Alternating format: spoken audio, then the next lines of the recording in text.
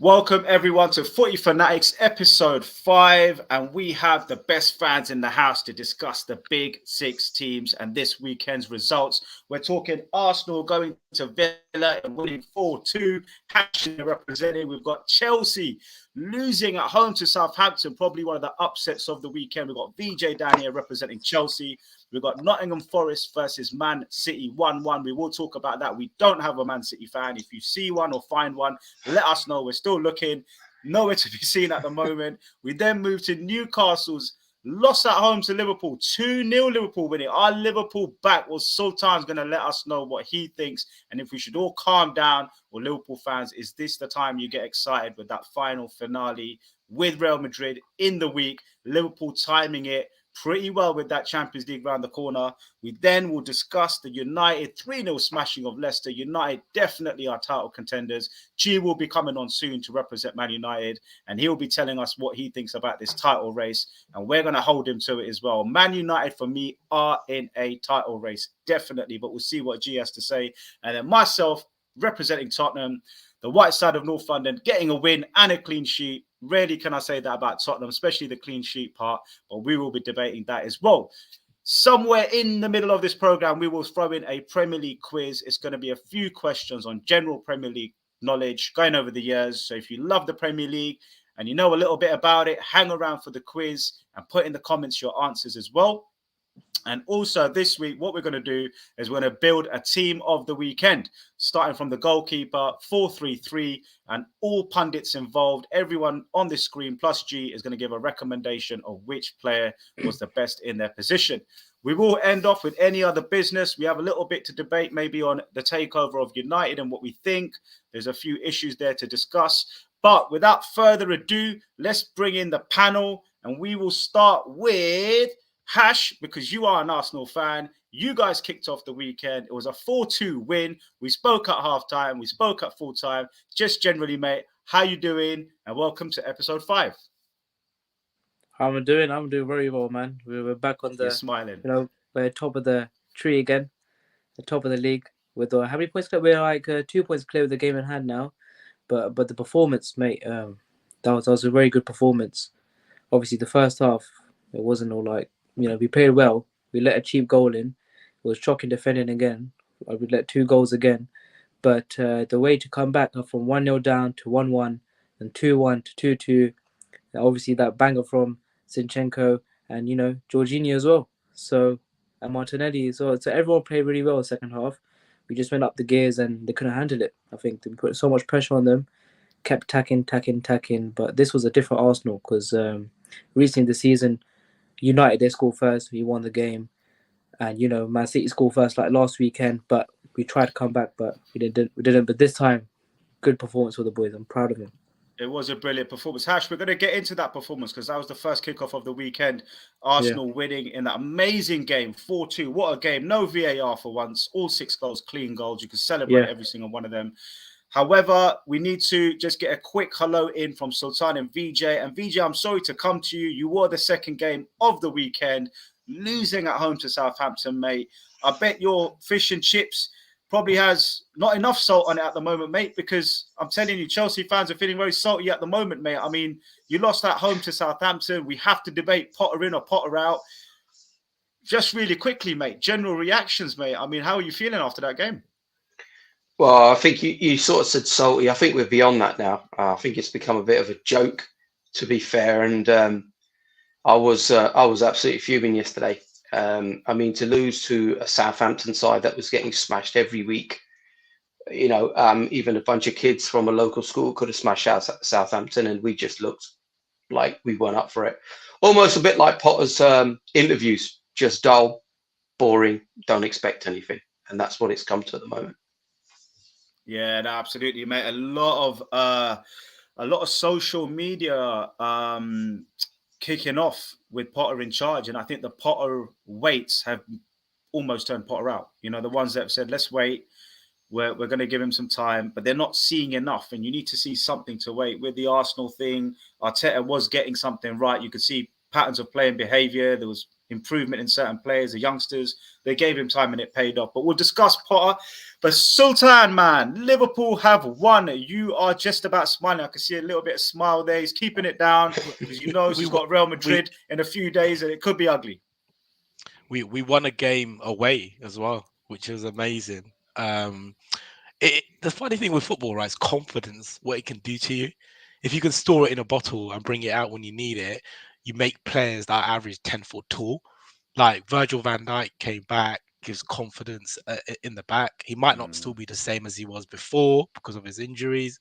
But yeah, it's a big win. And Newcastle, in my mind, if they were to qualify for the Champions League, Eddie Howe's got to be up there for manager of the year. I mean, obviously you got Arteta, and Ten Hag as well now. If United challenge for the title, so it is a big win, but it's only 2 games, right? If we win the next one, the one after, then you can say there's momentum building.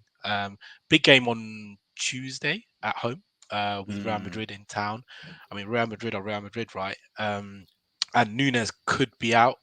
Which will be a big blow. He's got a potential shoulder problem. Yeah, and he's in the derby, Merseyside derby, and Newcastle. He's electric.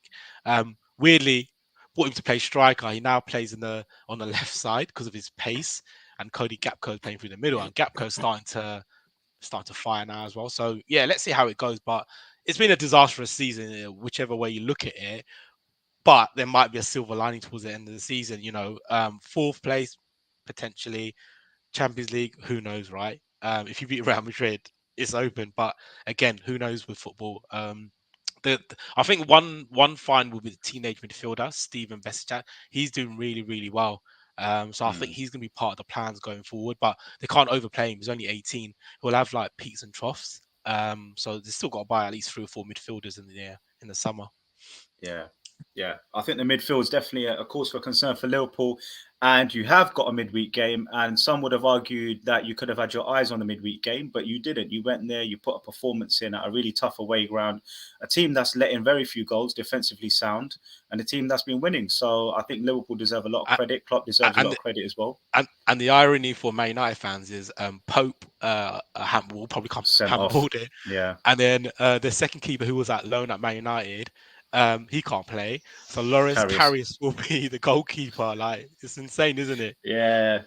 You done your arch rivals a favor there. But listen, as we said, we're going to kick off in the running order of the kickoffs of the weekend. And Hash, this is your time, and then we'll pass the mic around the room. And I'd like every pundit to have a question for Hash as well. Before we get into you, Hash, I believe he's just sent me a message. He's joining us. So Man United fans watching this, G is coming on in the next 5 minutes, and I will be taking the Tottenham segment. Go on, mate. We've found a City fan. Ricky's coming back. Oh, is Ricky back? Yeah. Okay. Well, if you want to get Ricky on, you can send him a message with the link, and we'll get Ricky on if he's free. If he's not, forwarded him the okay. Brilliant. Right. Let's get the City fans on, right? Because you know what, the Man City fans at the moment, right? Apparently they were back last week, and this week we don't know where they're gone. So we'll get one on. We'll get Ricky on. He's been on the show before, but I'm going to open with a question, and I'll hand the mic around the room for you, Hash.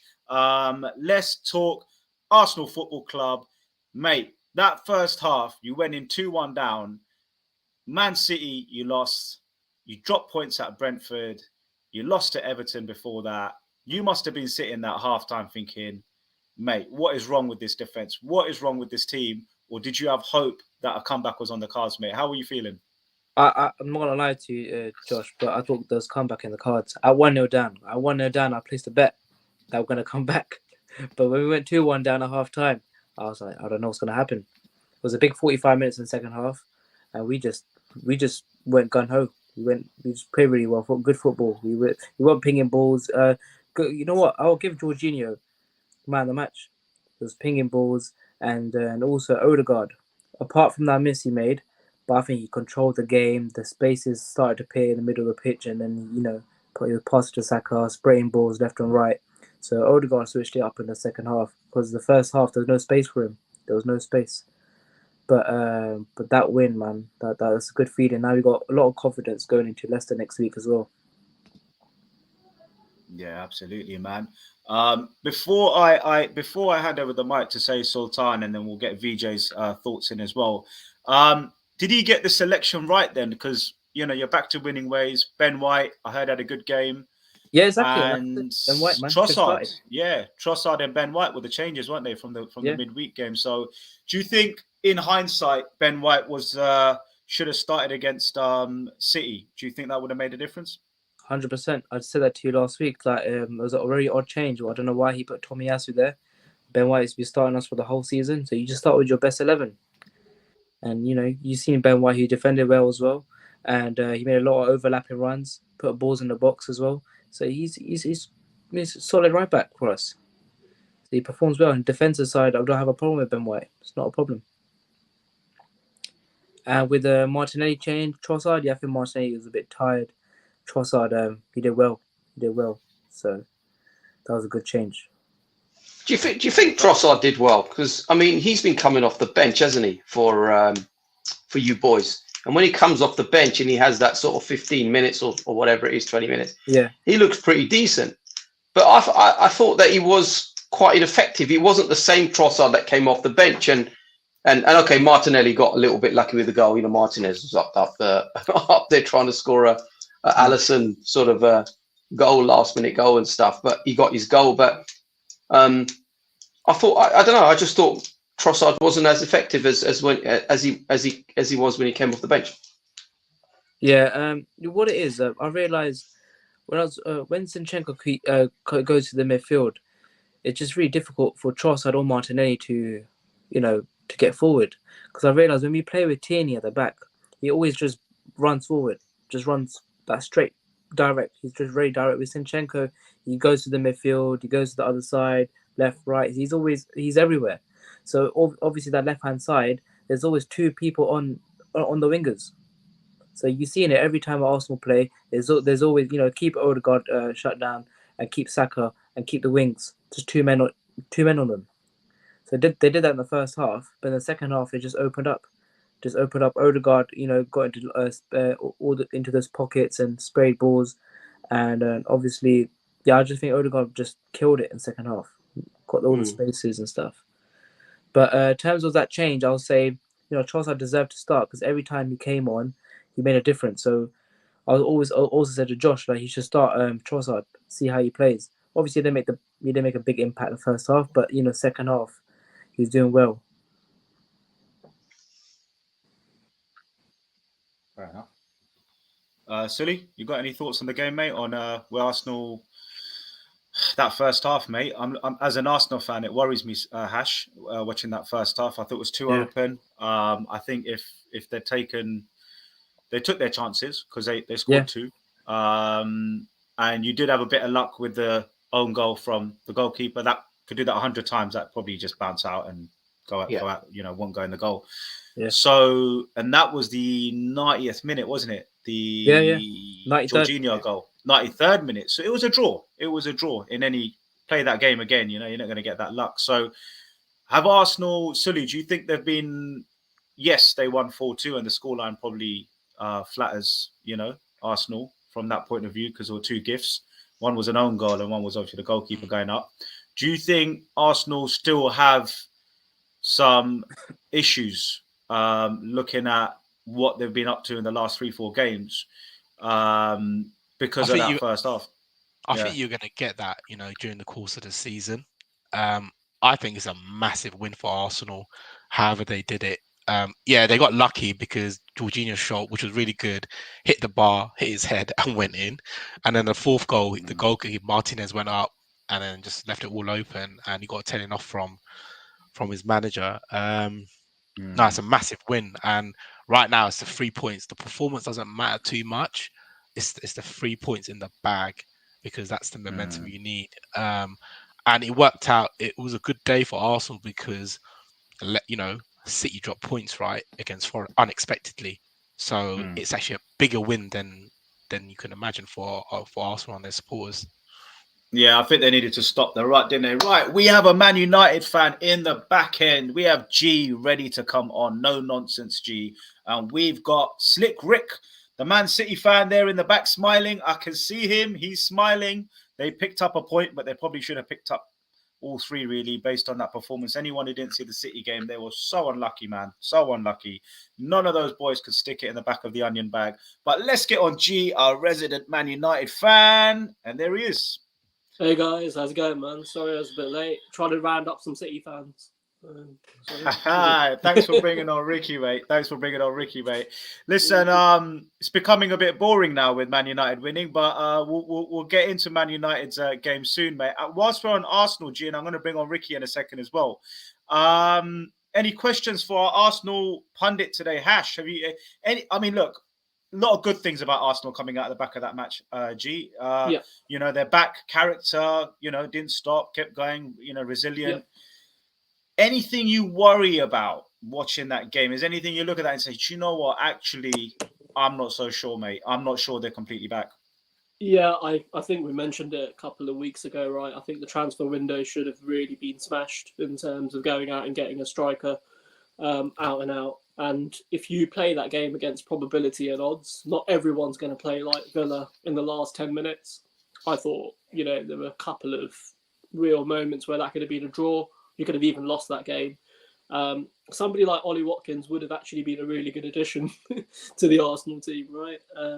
So it's an interesting one. I think if it comes down to squad depth, you may rue it a little bit later. But right now, as Sultan says, I think points matter. And with City sort of, you know, losing points to Forest, I think this is a good result. I mean, Chelsea, we were not even going to go into right now, are we, VJ? That's just, I can't believe that soon. Result. But it's it's just... we've done. You've missed it. Sorry, mate. So we'll have to do that another time now. That's why VJ went off. But Ash, what's your feeling now, mate? You know, nobody seems to want to win the title. Sorry? Nobody seems to want to win the title. What's going on? One second. Hash. Wait, 1 second. Before you talk about winning titles, we must bring in a fan who thinks otherwise. Let's bring on Ricky, lads. There we go. There he is. Squeezing him in.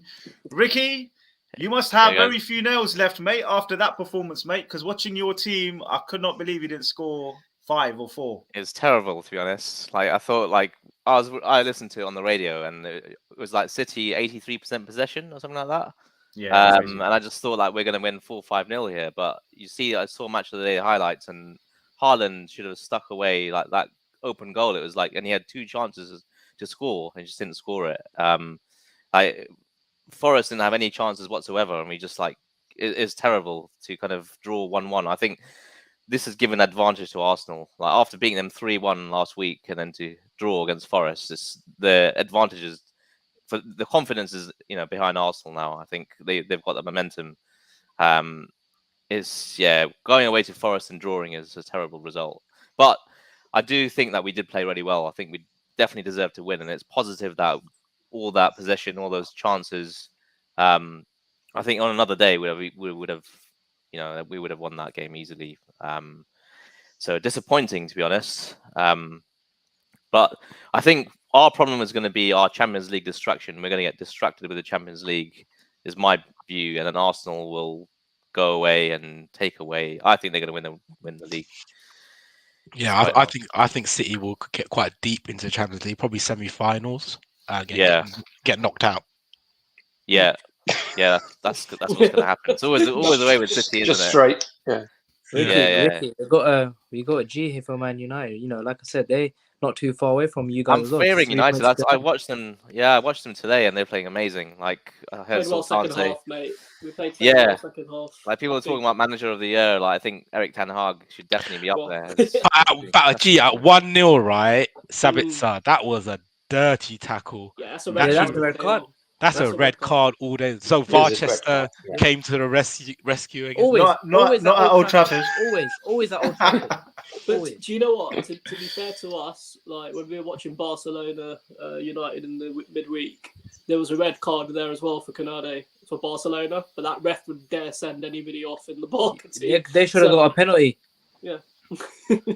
Oh yeah, Barca's been up to no good with the refs, haven't they? Yeah, but they can't prove it. Yeah, but just coming back to this game, I thought Trossard was an interesting start, right? And Ben White at right back is probably your best option as it currently stands. I think it's Arsenal's to lose. I know it sounds really weird, but genuinely, if you can keep the ball, in the net, that's the thing. That's where I see Haaland not scoring, which sounds really weird, but City are better sometimes without him playing, and I can see Arsenal winning this, unless they have a total collapse, which is it could happen. We've seen before. Yeah. Gee, don't you think Man United and title race? Man United are 3 points behind City, right? He won't give up. We're 3 points behind City. We've got a good game to come up against Barcelona. I think we will know more. Remember what I said about Rashford over-reliance? I don't know if anybody watched the game today, right? Today's game, Leicester could have been 3-0 up if it wasn't for two worldies. For De Gea. From De Gea. Yeah. Right? True. So I don't think we're kind of there yet.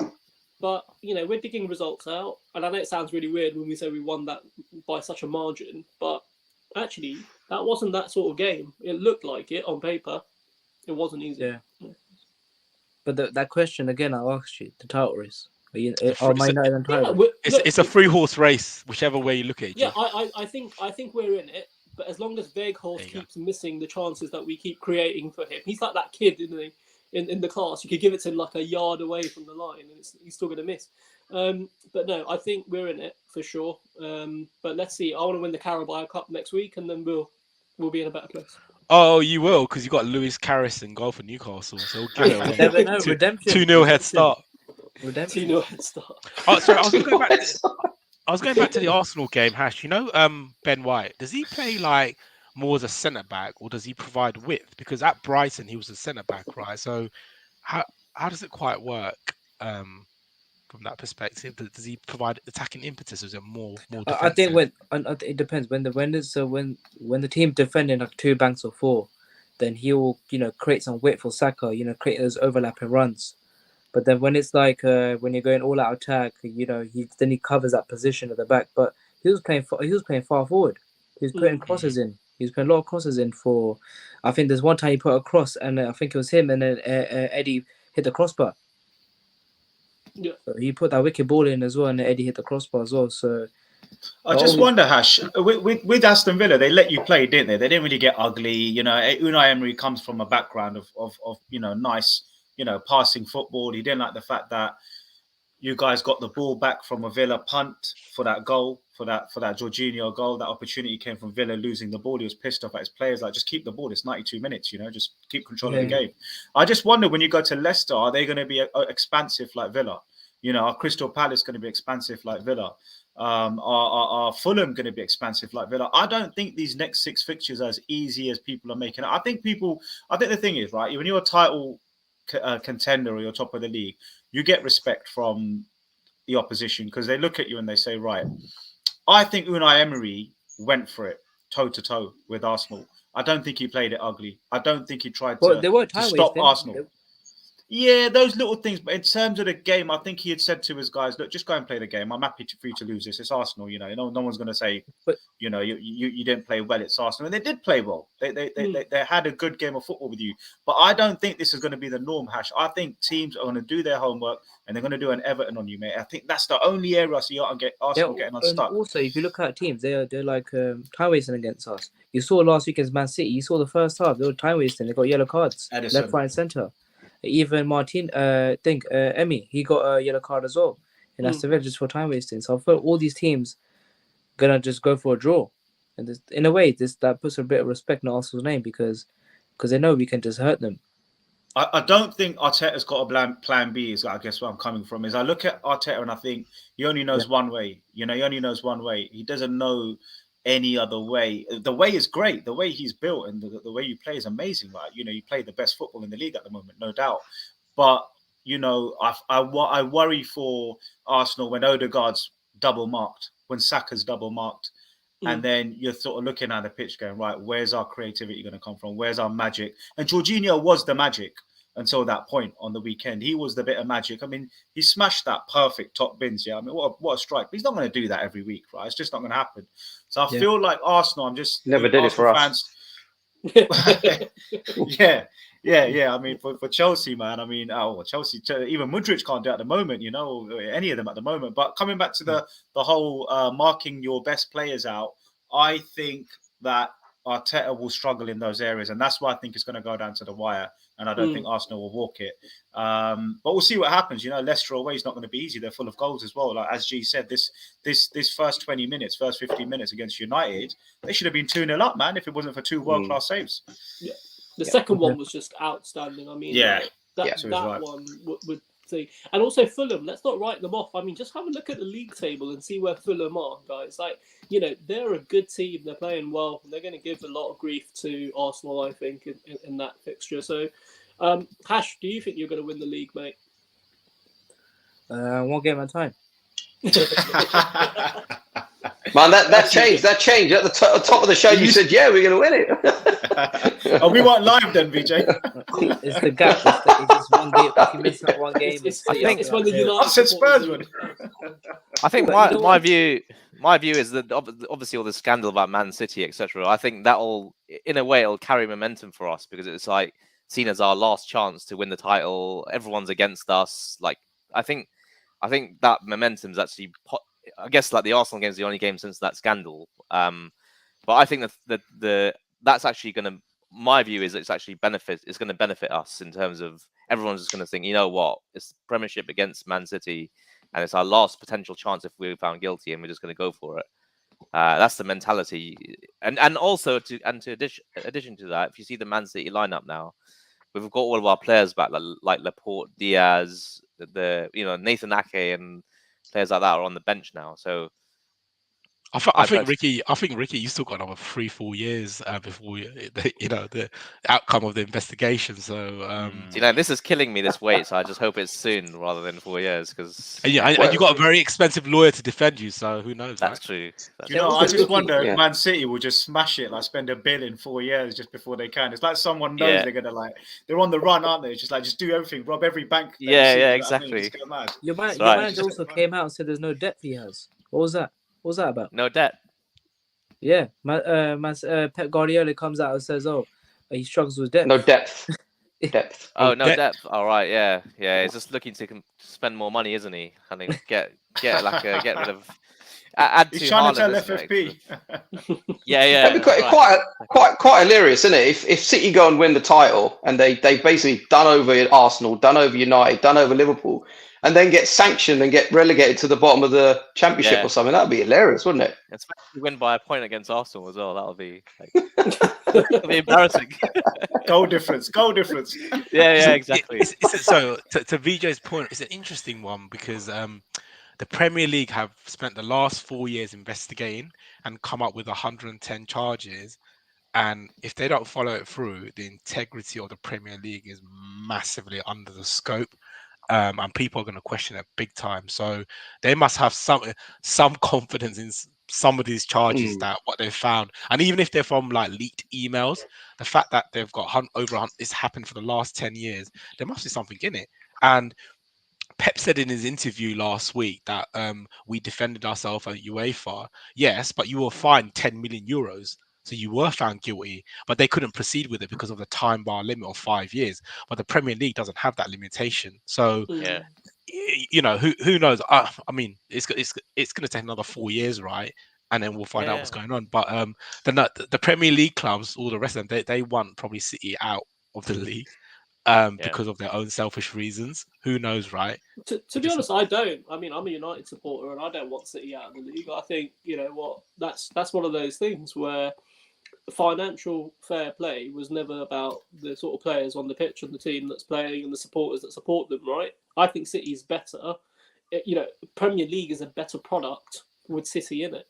And that's the... Gaurav's only been saying that for 4.5 days since Wednesday afternoon. Friday. Sorry, 2.5 days. Since Friday, the Qataris have decided they're going to buy us or Josh.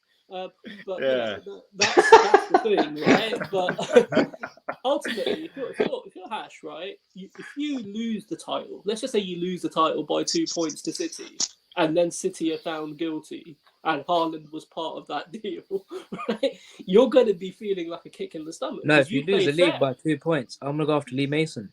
Yeah, well, he's got. He's got. He's quit, mate. He's quit. He's got his address. Yeah. He's got his address. Gee, some breaking news, mate. The Glazer family have been offered the financial backing to remain as owners of Man United by American hedge fund Elliott Management for Mark Ogden. Yeah.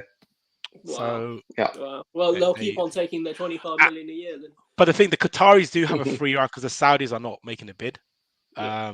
And the Qatari guy, he's just a front for the actual Correct. the family. bank. Yeah. But this guy's been a Man United fan all his life, apparently. But he's Yeah, All right, lads. But yeah, let's close that off because I need to get onto Chelsea and the other ones. But I mean, obviously, I know We're good. We carry on, man. Sorry. Yeah, VJ can't wait. He just messaged me. He said, "Guy, hurry up, man. I can't wait." VJ's making friends in Southampton as we speak.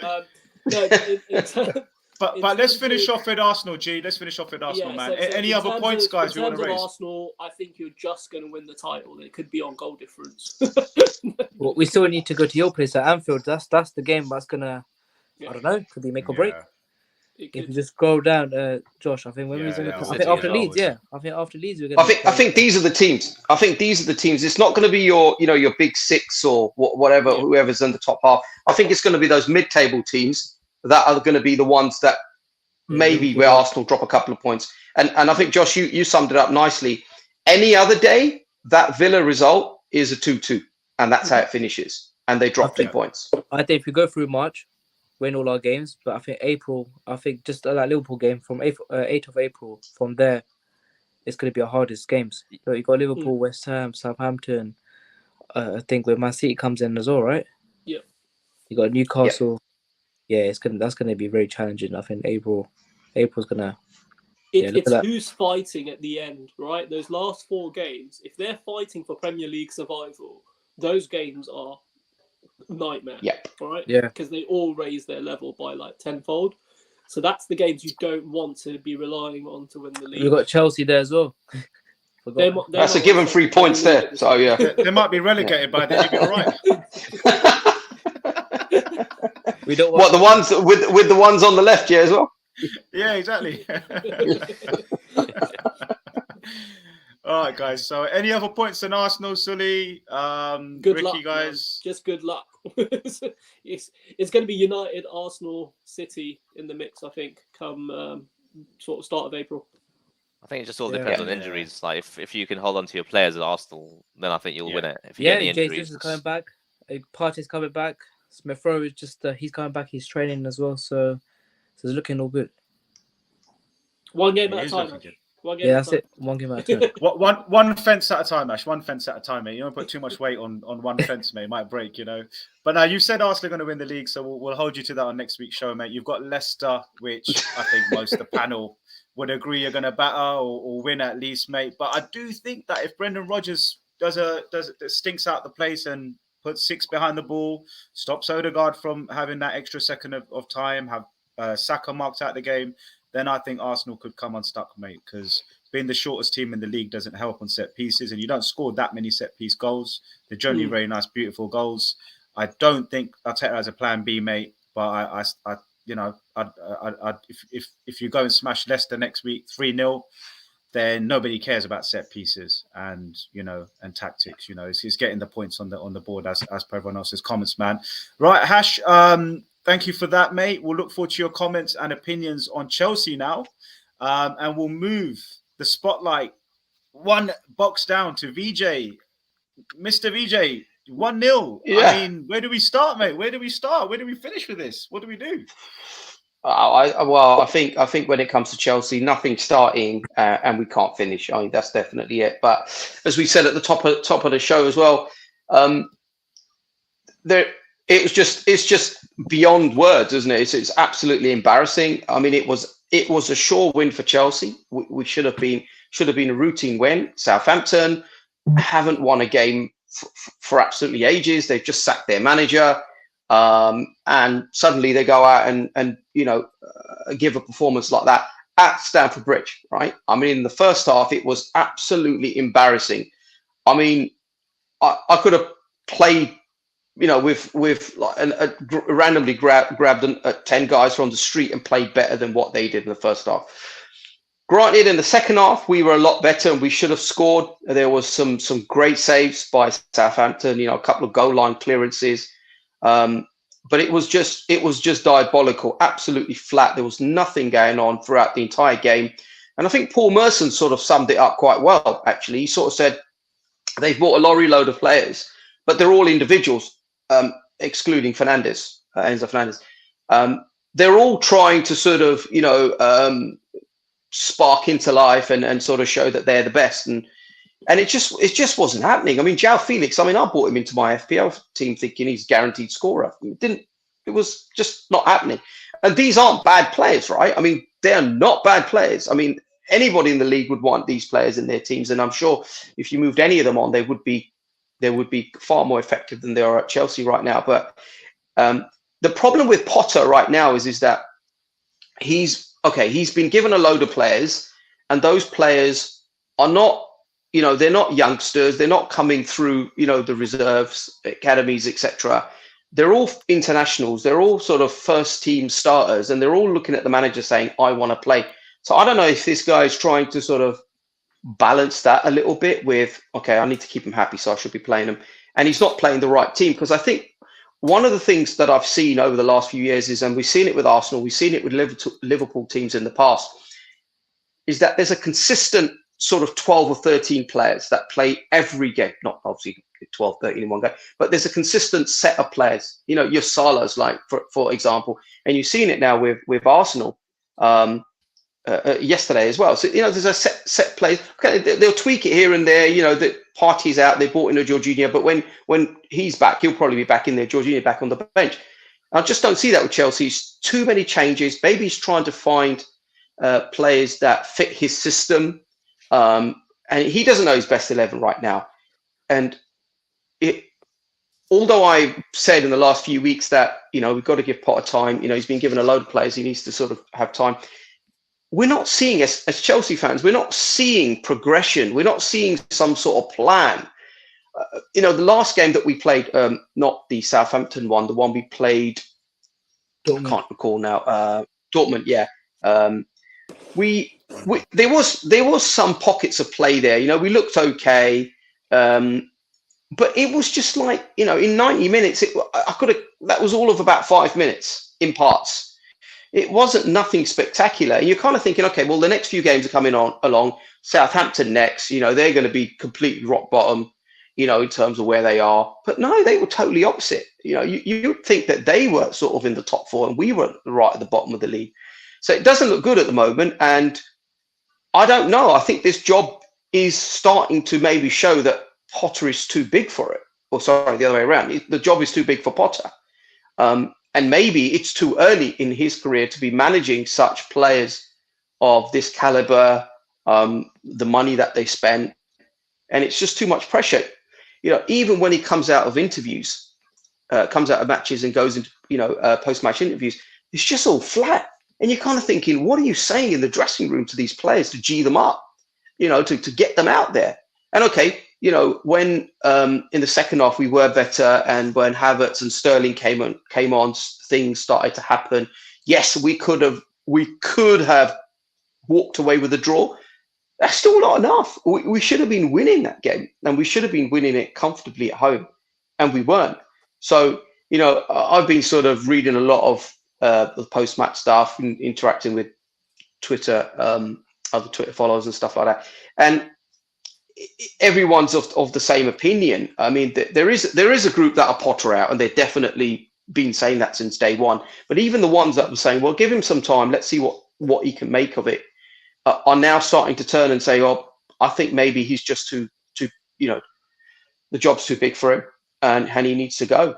One fan sort of said that if he was under Roman, that he would have been sacked 3 times over. And you can't help but think that that's absolutely the case. I mean, we haven't. I mean, I've forgotten the last time we won a game. I mean, that's not what you associate with Chelsea. And yes, you could say, yeah, you've been a bit spoilt in the past, but a club like Chelsea should be winning most weeks. Vijay, can I, before we open up the debate to everyone, just one question to you, mate. I'm looking at these numbers here, and stats do give us obviously some idea of what happened in the game. Big chances 2, big chances missed 2. Dortmund, you missed your chances, the Kai Havertz not finishing, the players up top not putting eating their dinner. Are you just unlucky, do you think? Is there an argument to say we are creating chances, we're not finishing them? And I understand that there's lack of cohesion and there's all that great stuff. You mentioned that Chelsea just want now a manager for 3-4 years. We want stability. You mentioned that on episode 2. We just want someone to stick it out properly now. We're fed up of Roman sacking everyone. Even though you won loads of trophies, you just want that nice period where you can then challenge at the top and be up there every season. Sacking Potter, obviously you go back to the drawing board, but looking at these stats, mate, and looking at the highlights of the Dortmund game, I don't know, is there an argument that you have been unlucky and it's just a matter of time? Maybe Dr. Tottenham will help you this next Premier League fixture. Yeah, I mean, on paper, a lot of people, it's a cliche, right? Football's not played on paper, and these stats, if you look at them in isolation, you'd probably think, yeah, maybe they were unlucky. Maybe they should have converted some goals. But when you watch them, the eye test, they don't pass the eye test, right? And for me, when you watch an Arsenal, watch United, even Liverpool yesterday, they look pleasing on the eye. You can see what's going on. They're doing it consistently for 90 minutes. But VJ, how's that? The cost of putting 6 individual players together, literally this season, 7 or whatever it's 6, 7. I don't think it's necessarily fair. And I'm just playing devil's advocate here, obviously. I do agree with a lot of what you said. But I don't know if it's fair to say there's 6 world-class players or 3 world-class players and there's another 6. They've not all played together. They don't know each other personally, off the pitch, on the pitch, anything. And I know you should be winning. I get that, mate. You should be beating Southampton at home. Dortmund, you could argue a draw. But, mate, are we being too hard on Potter considering he's just had a load of stuff thrown at him? Even though there is a load of quality and money thrown at him, he still has to get them to play together. He still needs time to implement his philosophy on those players. Do you think Chelsea fans are being too quick to say, get him out now? Does he not at least deserve end of the season? I mean, who's really going to get you top 4 with the position you're in now? Or like you keep just saying, maybe it's time he goes, like literally now, get him out the door. Well, you're absolutely right. Look, at the end of the day, he's not going to go before the end of the season. He's going to be here till the rest of the season, right? There's not long to go for the rest of the season. So he's going to be here. Top 4, you can forget about it, right? Top 4, Chelsea are not making top 4. But you're right. And we can't just sort of, throw him out and bring in another manager. I mean, kind of who do you bring in at this point of the season? But at the end of the day, what you want to see is things starting to happen. I mean, we had Everton, right? That played the other day against Arsenal, right? They had new manager belts, right? A new manager comes in, G's everybody up, and they go and beat an Arsenal. Where's that happening at Chelsea? I've never seen that happen with Graham Potter. A bunch of new players have come in. There was no sort of G up. There was nothing about any sort of bounce at all where there was enthusiasm, there was energy where you thought, wow, yeah, man, these guys are going to do it. There was, again, pockets of where Fernandes, who played some good passes, and there was some link up with Felix. That's about it. I mean, Felix is on loan, for goodness sake. He's going to go back at the end of the season. Potentially, there is a possibility he might stay. But at the moment, he's going back. So for Chelsea fans, what we want to see is that Potter's been there for a while now. He's been there long enough to be able to bed himself into the club, have his style of football come through. I'm not saying it should be here already, but some style of football come through. What is he trying to do? And I understand he's a manager that likes to chop and change, and he's very unpredictable. But at the moment, he's just almost sort of, as you do a, cut draw, just picking balls out of a hat and right, you're playing. Let's see how that goes today. And that's the way it's coming across. He needs time to experiment on the pitch. Isn't this the whole point? This is why he's doing this, because he needs to see what partnerships work, what don't work. This is the whole idea of giving him time, isn't it? Yeah, it is, and that's why I say he'll get the time. He'll get till the end of the season. But as fans, you want to see that, and that's the difference between fans and what the club are going to do, right? He'll get till the end of the season, and if he miraculously does change it around, and we do see a style coming through, we do see, okay, he's going towards this direction, then fine. He'll stay on and maybe be a legend for us. Who knows? He'll be a next Arteta or something. But at the moment, you're not seeing that. So the fans are asking the questions, and rightly so, they're asking questions. What is he doing? Where is Chelsea Football Club going? We spent a load of money, and spending money does not guarantee anything, right? It doesn't do anything at all.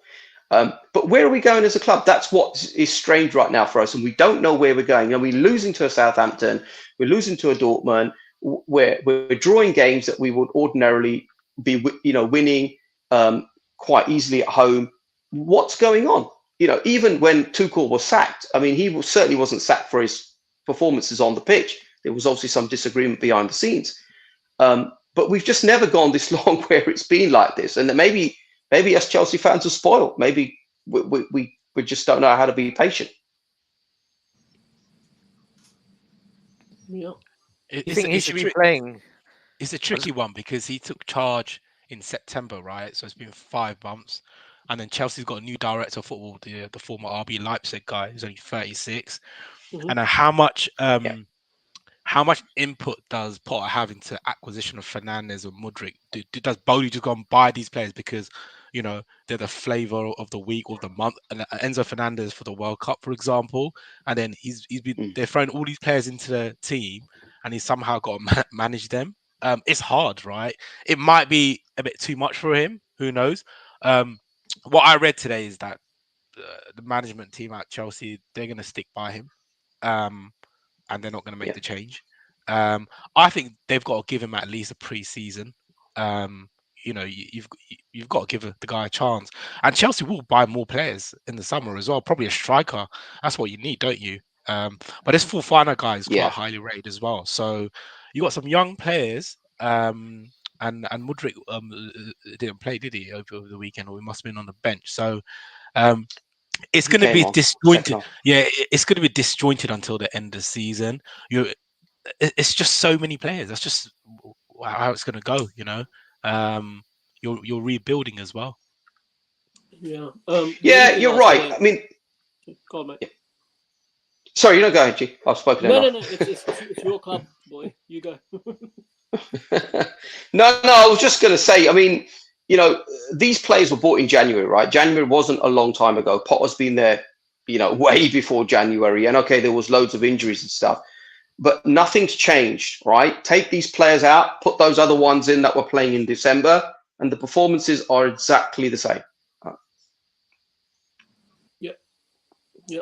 I think that this is the issue, right? Like, if it was any other club, I think he gets the time. I think Potter's gone.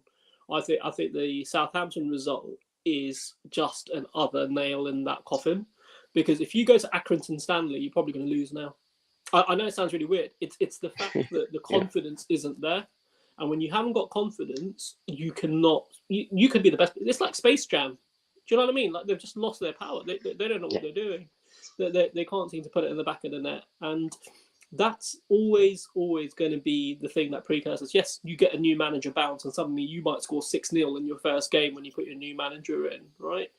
And the other thing is, he's not being backed up by a decent backroom staff, because even though he's quite quiet and doesn't, sort of rile people on the touchlines, I think there needs to be other people within the football club that do that. And believe it or not, Arteta was a really quiet guy when he was a player. Yeah. It's only when he became a manager, he became a total nutcase and went up against Klopp, right? But just in general, you need to be able to transfer that enthusiasm from the sidelines to the pitch, right? And there's an element of people having a bit of a siege mentality. When they see their manager doing that, the players will fight for the shirt as well. You don't see that at Chelsea. You can take the best player in the world in Enzo Fernandez right now in terms of price value, right? But he's still not going to single-handedly win you all the games, right? It as someone said, they're trying to build like a Galacticos, like the Real Madrid team was. But all of those players had a way of playing together with a finished product and a world-class manager, right? And I think this is where Chelsea have got half of the pieces, but I don't think he gets enough time. I think if he loses 2-3 more games, he should be gone. Because this is Chelsea. You can't end up 15th in the league, after spending 600 million in the transfer window. I think he needs to play Sterling more frequently. Like, whenever he's playing on the pitch, like he's doing something, creating chances. What's your view, VJ, on why he doesn't start and why he's not getting enough game time? Sterling. Sterling's been injured. Yeah, he's been injured. He's been injured. So, so I would be I'd be gobsmacked if he wasn't starting the next game. He's a first teamer, right? He's the first, he's the first couple of guys that he'd be, people like him, Mendo Fernandez, Thiago Silva, obviously he can't play every game. These guys are sort of pick themselves, aren't they? So you're right. When he plays, the team is different. And yesterday, he probably should have had 2 goals. But, we didn't get them. And that's the point. You have to judge people on what they've got, not what they could have got. Yeah. And then the second point, do you not think they just they've got money to burn and they're spending money, just go out and buy a proper striker in the box, kind of like a Haaland or Alan Shearer, Harry Kane type of player? Because you had like Romelu Lukaku, that didn't work, but like it just looks like everyone's feeding the ball into the center of, right at in front of the goal, no one to head it in or poke it in. They just need an out and out striker. It doesn't feel like I agree. Yeah, I agree. I mean, Fofana, who's on the graphic, did play, and he looked actually quite decent, to be fair. And he only played the first half. But you're right. We need an established striker. And yeah, I wouldn't be surprised if there's one coming in summer. There's been a lot of talk about a few different names. But yeah, maybe that's the missing piece of the jigsaw. But so was Lukaku, and you saw how that played out. Just the last question. Your new defender, Benoit Badiashile, or however you pronounce him. Like, what's your views on him? Like, whenever I've seen him, do you think he's strong enough in the Premiership to kind of withstand, the pace of the strikers that we have in the Premiership? What do you think they just? Yeah, he's actually been okay. Yeah. Yeah, I think I don't think yesterday was great. And I don't know if Koulibaly seems to put sort of strike some fear into him. But when Thiago is playing, I think Badiashile he's been really good. He's been brilliant, in fact. And again, would be a starter for every league game. He's not in the Champions League squad, but so he's pretty much going to play all the league games. You would think, together with Thiago Silva, when obviously given his age, he's not going to play every single one. But yeah, I think he's been good. Anyone else? Hash, Zully, wanna? Before we move to Man City, lads, any other points to be raised on Chelsea? Is it Potter out? Is it Potter in? Is it Potter wait? He's 4-1 to get sacked, isn't he? He's the next manager most likely to get sacked now, according to all the bookies.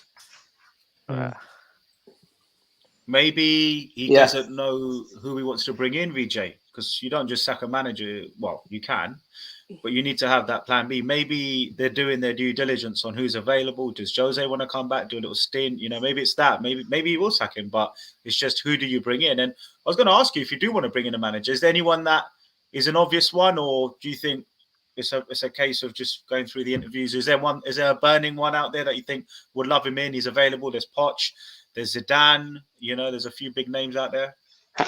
Hansi Flick's been spoken about quite a bit, but I mean, who knows, Josh? At the end of the day, I think Zidane. I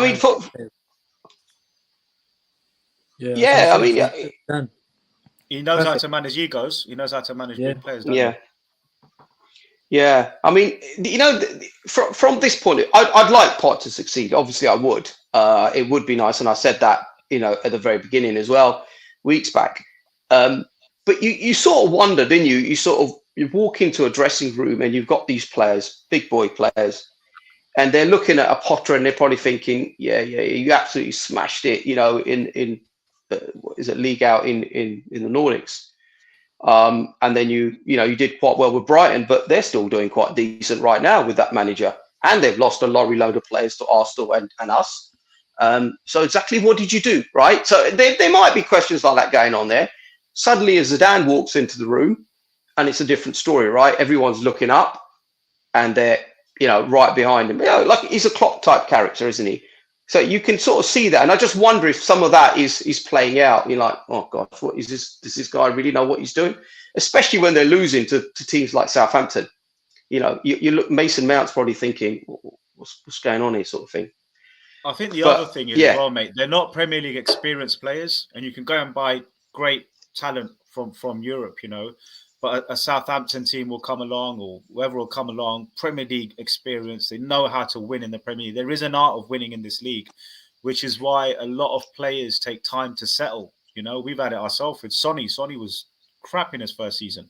And you take there is a first season syndrome in the Premier League, and some of these players might be world beaters in 12 months' time. And we're sitting here going, Fofana's amazing, the likes of Felix smashing it and Mudryk smashing it. So we have to give Potter a bit of slack, for the fact that he's just got non-Premier League players. I mean, how many Premier League players did you sign in the window? Really established Premier League players. Arsenal, when they got Trossard, bang, off you go. Jorginho, off you go. These guys don't have Premier League experience, and I think it's unfair on Potter just to suddenly overnight say, right, go and play in the best, quickest, hardest, most physical league in the world, and Southampton turn up without a manager, but with a cohesive team that's been playing in the Premier League and do a job on you, and Nottingham Forest, who we move on to next actually now, did the same thing to Man City. They hustled. I mean, Man City were unlucky. Before we close off on Chelsea, if there's anyone else who wants to make a point, I was just going to finally, go for it, man. Just a quick one. G, you might remember this. So you see when Sancho signed for United, he went 7 games without scoring a goal. Yeah.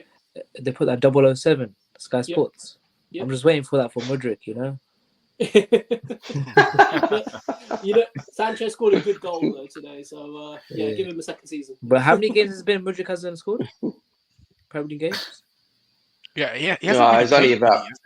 Yeah, exactly. I was going to say he's played sort of 50 minutes, 40 minutes, 20 minutes. He hasn't played a full game yet, but he hasn't scored. To answer your question, that's funny. Give him a couple games. Yeah. Lads, we'll move on to Man City, but thanks, VJ. Appreciate it. I don't think there's an easy. It's easy to say Potter out. It's easy to say anyone out these days. Fans. We can be fickle, but we have to look behind that and see what's going on in the club. There's so many new faces, man, that are from Europe, and I think Potter deserves time to get it right. But I completely agree with your point that show me some money if you're not going to show me all the money. We spoke about Arsenal with Arteta. We could see the youngsters coming through. We could see. Patterns of play with Arsenal, even though, and they beat Chelsea, didn't they, 3-0 in that season where people are saying Arteta out. So I think Chelsea are 3-0 away from giving him 5 games. And he just needs that one result. And you've got Spurs next. And you used to call us 3-point lane, and I don't know if you still do, mate, 'cause it might be the same next weekend because Spurs always lose. We always lose to Chelsea, mate. And you know what? I'm dreading it. Like, it's almost to a point if someone said, do you want to draw? You can have that now. And I'm thinking, I might take that. It's Chelsea again. Because Tottenham fans cannot deal with, Tottenham players cannot deal with the Chelsea fixture. It's just a psychological thing, man. It's not, you got nothing to worry about. You got nothing to worry about. We'll see, mate. We'll see. I'll clip that, mate. I'll have it on repeat every day. Right, let's move to Man City, chaps. And Ricky, talking of not putting the ball in the back of the net, mate. I mean, when was the last time Man City had 83 or whatever % possession and didn't win the game, mate? It's crazy. Yeah, I just can't believe that. It's really frustrating as a City fan. Like you finally see all your players like back from injury, all the defenders back. Kevin De Bruyne like taking the ball, like running around, but it just didn't happen. I thought the goal from Bernardo Silva was amazing. Like, it was a great goal to score. And the problem was like Grealish, everyone was playing amazing. I think Jack Grealish of the last 4 games, he's really turned as a player, like really reliable. He's keeping Foden out of the team. And he did really well. I think, Foden played yesterday anyway. I didn't think Foden was that great. I know he was quite blistering in terms of running forwards, but that strike where he had to just pass it or just shoot it, and he ended up passing it, but not really passing it well enough for Haaland to get the ball. Really frustrating. I just find City really, it's just frustrating, watching or not knowing what kind of a formation we're going to put out, not knowing what players we're going to put out. It's hard to read Pep Guardiola as a manager sometimes. Like, he just really makes things really confusing. He's changing that back three, isn't he, more than his underwear constantly. Yeah, exactly. It really is. But I think that back three we've got in front of us there, I think they're the best back three we would have out of the choice of all the different defenders we have. I think Nathan Ake, he's a big liability in my eyes. I know he's got us out of trouble, and he's scored winning goals over the last, like, say, 10 over the last 10 games. He's been quite pivotal, but I just find that he's not very reliable. But yeah, I think I heard Kyle Walker say he's really disappointed and this shouldn't have happened, and then Pep Guardiola saying the reverse, like we played amazing. And I tend to go with Pep Guardiola. I think that was just a freak accident. Forest didn't have many chances. it should have been 4-0. Arsenal, on another day it should have been 2-2. So really, it was a freak weekend for me, and I think the confidence that we got from the Arsenal game will carry us forward into the next few games. I think this was just it was. I don't think I'm not really worried. If we had lost and we had very minimal possession and less chances, then I'll be very worried. But overall, it was good signs to see how we played. And Kevin De Bruyne, just again, is absolutely amazing. I think he's probably the best midfielder in the Premiership at the moment. I know Gary Neville and Carragher keep saying the same thing as well, but what a player. It's I think absolutely unbelievable. Bruno has to be in that conversation as well. Casemiro has to be in that combo as well. Yeah. Yeah, definitely. But Haaland, I just again he scores like amazing goals, like the goal against Arsenal, and we scored I think he scored a hat-trick against Forest back in September when I watched that game live, and on Saturday, he had so many chances to score and just can't put the ball into the net. It's just really, really bizarre striker. It's just Is there a do you think this and we'll open up the debate on this now after I ask you this question, because I keep hearing this online on TalkSport everywhere. Is Haaland better for you long term, or do you go back to the City of last year where you play Alvarez? Where do you sit on this Haaland debate, mate? Because he's kind of dried up a bit. He's dried up a bit, and I agree. Foden should have just slotted that in first time. I mean, that was on a plate, 1-0. But then Haaland did miss 2 chances later on. He did that half volley off the bar, and then he followed up with a poor finish. But take away the chances, take away the Foden issue there, that isolation. Are City playing better? And you're a Man City fan, man. You live, breathe it. Are Man City playing better football with Haaland in the team, or is there an argument that he makes you too predictable and it's all too, teams figure you out easily? Yeah, so I think we're a team that just likes to hold possession, passing around. Like last season, we didn't have Alvarez. We had Mahrez, we had Gundogan and all those kind of players. And up front, Gundogan was our top. I think it was our second top goal scorer, our top goal scorer last season. And we just passing the ball, moving around and finding that free space and scoring. But this season with Haaland, we're trying to play to appease and accommodate him, and that's not really working because we're changing our style of play. And what we need to do is the City that we are just passing, taking it to the wings and finding that nice gap, and then finding that that position play. With Haaland, I think it's going to come though. We're still working out how to play and accommodate him. And that game against Arsenal was a great example of how doing the long balls over to him. Just the way he just runs, even if he has got half a chance, he'll run and make a problem for the opposition. And I think that's how we should play. But then that's going to basically isolate players in our team like Bernardo Silva and Phil Foden, and even Jack Grealish, who running around in possession. So it's difficult. I think we'll have to lose 1 or 2 players to accommodate him. Who I feel really sorry for is Alvarez, though. He's a great player, World Cup winner. He's youngster, proven, and he can't get onto the pitch. I think Pep Guardiola shouldn't be scared to bring him on and take Haaland off as well. I know he's got a big price tag, but it's a bit unfair, I think, to leave Alvarez off all the time. And I think he's a player that can influence games. Even against Forest, when we first played them, he scored 2 goals. I think it was 5-0 in the end. And he's a really great player, I think, Alvarez. But I think our key problem has been so far our defense, and now we've got our defenders back in Laporte and Diaz. I think that's going to make a big difference.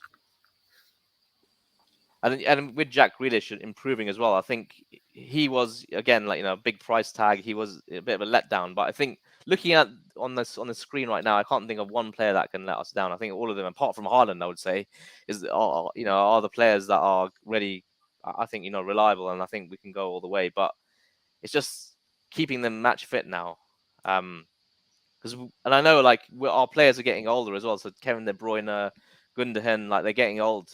Bernardo Silva's on his last season, I think. So we're going to lose at least 3 players at the end of the season through transfers or older age, or this is probably their best season and they're going to be past their sell-by date. So I think we really just have to go for it. And given the fact that this might be our last 15 games of being a Premiership team, I think we just have to basically just go all-out attack and just Yeah, Because really the go for it. City average age, I didn't realize 28 years, isn't it? Quite. Yeah. It's not young, is it? No, it's not. No. Mm. So yeah, it'll be very interesting. Saying that, Forest were 28.5 lads. So unless they've got a 60-year-old in there somewhere, but yeah, I mean they're not exactly young, and they did a job on you, mate. But I don't think they did a job on you, mate. You were just unlucky. Let's get into perspective. Banter aside, City drawing at the City ground. You guys, any other day, that's 2-3-0 for me watching that game. Forest had very little to offer, and I think your point on the defense is a key one. You've not had this back three since the last couple of weeks, have you, Ricky? It's been like before. I think prior to the World Cup, we didn't have Diaz. He was injured for a long time. Laporte's been injured as well. So we've had like a very different defense lineup. So yeah, Ruben Diaz is a great player. He's a leader on the pitch. I think we need players like that. I don't know what you guys think about Rodri. I think he's been rock solid this season. He's been really great as a central, a great replacement for Fernandinho, who's been a legend for us. And we brought in the other guy, the Leeds guy. I can't remember his name. Calvin Phillips is understudy. He hasn't I don't played think it, Phillips is. Yeah, he's not going to get into the team, to be honest. I've heard of him kind of moving at the end of the season. I think Rodri he came back overweight from the World Cup, didn't he? Yeah, he did. Yeah, exactly.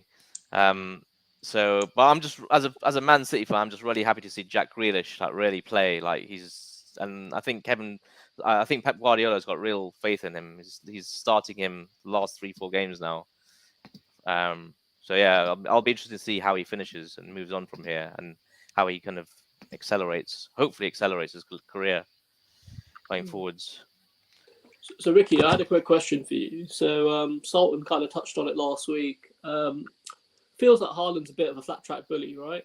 In terms of the way he sort of scores goals. And yes, he scored a shed loads of goals already this season. And, you talk about Alvarez kind of being in that Aguero sort of mould, right, in terms of playing. If you got a crazy offer from someone like Real Madrid, right, who comes in for the 160 million quid offer for Haaland, do you sort of let him go and try and build a team which is more in the sort of Pep, fluid style game? Or what do you do? Yeah, I disagree. I think the reason we didn't have a striker for the last last season, and that was because we just couldn't find a replacement for Aguero. We would have wanted a striker, but just luckily enough, we won the league and it all worked out. But I don't think we could win the league like that again. It was just basically a very off kind of season. We do need a striker, and Aguero was our striker, so we need a prolific striker like Aguero. And I don't think right now there's anyone that would want to come to City given our situation. So it's for us to hold on to players rather than to get rid of players. Yep. So yeah, I think that season was a freak season where we won the title without. I think Gundogan just basically played in strike and scored goals. I don't think he could do that many goals again. I think City won't have a choice actually, because in his 5-year deal, I think the second or third year it's 125 million euro release clause. So Real Madrid are probably going to come in and buy him, and he's going to move on. He's not going to be there forever. Yeah. I mean, like that's what the whisper is, right? They make nice lasagnas in Manchester, so I don't know about lasagnas in Spain. But hopefully his dad's influence and all that kind of stuff will. Otherwise, we'll go back and get Dickoff and Mike Summerby. Lads, any What's predictions on the the release title clause? race? No, Sorry? go for it, go I you. think it's 125 million euros. So that's why City got him for a bargain, because that agent, the one that passed away, but he's got an agency, the Italian guy. Yeah, Nino Raiola. Yeah, that Nino one. Raiola. They negotiated that because they got him at a bargain price. In his contract is if anyone bids above, I think outside the Premier League, 125 million euros. Do you know what, Sully? I'm reading here, mate, on Forbes. It's 195 million dollars. It's in dollars on this one. 195 million dollars. So about 150 mil, it might be. Yeah, something like that. So there is a release clause in there. But it only becomes active from 2024, lads. That's what it says here on Forbes. He might be in the Championship by then. Scoring about 100 goals himself every season. Yeah, exactly. But yeah, I think just overall summary, Man City fan is very, very scary times at the moment. Like not knowing what's going to happen, uncertainty. But The reverse is like, let's just go for it now or never. Like, let's just basically just try to win this title. It might be our last ever time to win any piece of silverware. So let's just make the most of it, is basically the feeling in the City camp at the moment. Goodness, I thought it was bad at Chelsea. Well, I was about to say you should open a therapy club, right? Led by Potter. He doesn't get angry apparently, so it'll be fine. Is Pep losing it, Ricky? There's questions about him over experimenting, and we'll have to finish in a couple on City and move to Liverpool. But is Pep losing? Does he frustrate you with his? I'm really proud of him, to be honest. The way he came out in that week when we got that all that scandal, etc. I'm calling it a scandal. It might be real, who knows for now. But I was really proud as a City fan for someone to come out there and just basically defend us as a club. And the way he came out, I thought was absolutely spot on. I don't think he did anything wrong there. I think he is tinkering a lot, though. He's basically I just don't understand how you can leave no matter how bad he plays in one match, like De Bruyne, like you can't leave him off. You can't leave him out of the team, and he's doing too much of this, like playing Bernardo Silva in defense as a defensive, midfielder. He started off left side defense and ended up playing, in midfield at the end. Like, he's capable of doing it. He's a great player, but like on another day, we could have really like messed up there. And I think again, like Klopp and these managers that have won so much and been so successful, there's a bit of like cockiness, like it's my way, and if I keep changing if I basically listen to the fans or listen to the pundits, then I'm just basically, I think he wants to do things his own way. But I think he's also realized that he needs to keep Kevin De Bruyne in the team, because he's just really proved himself. Cool. Thanks for that, Yeah. Ricky. Appreciate it, mate. Man City drawing away, and they've got Bournemouth away next, so we'll see what happens at Bournemouth. By then, if Arsenal beat Leicester, then the pressure could be on, and people talk about Arsenal feeling the heat. Who's to know Man City are not feeling the heat? They've got a real rival in Arsenal here. They're playing great football, and the last time Man City were in this kind of race was with Liverpool. The good news for Arsenal is that Man City have a Champions League to win, and that's the one chink in Pep's history, isn't it? In terms of the Man City legacy that he'll leave behind. If he doesn't win the Champions League, then people will say, is he the greatest? Can you compare him with Fergie? Yeah. Can you even compare him with Klopp? You could argue, because he's won the Champions League and the Premier League. But domestically, definitely the man's won it all. Now, with him obviously playing midweek, and I know you've got RB, I think it is, away, and then you've got the Bournemouth game. Could be a real pivotal week for Man City if they don't win away to Bournemouth and they don't win in the Champions League. So all eyes on Man City this week. Let's now switch over to the rebound in Merseyside. Liverpool, 2 wins on the trot, mate. 2 wins on the trot. Who would have said this 2 weeks ago? Who would have said this on episode 3, that Liverpool will put 2 wins together, convincing wins, clean sheets? Can you believe it? All your players scoring. Man, it's all coming together, Sully. Talk to us, brother. Talk to us. Preach. We're starting to win some game. Feels good. We can still see us on that first page, right, on the 8th position. Do you know what? Getting some of the injured players back is being key. And it definitely, it's been a disastrous season, whichever way you look at it, for a number of reasons, right, which probably been covered previously.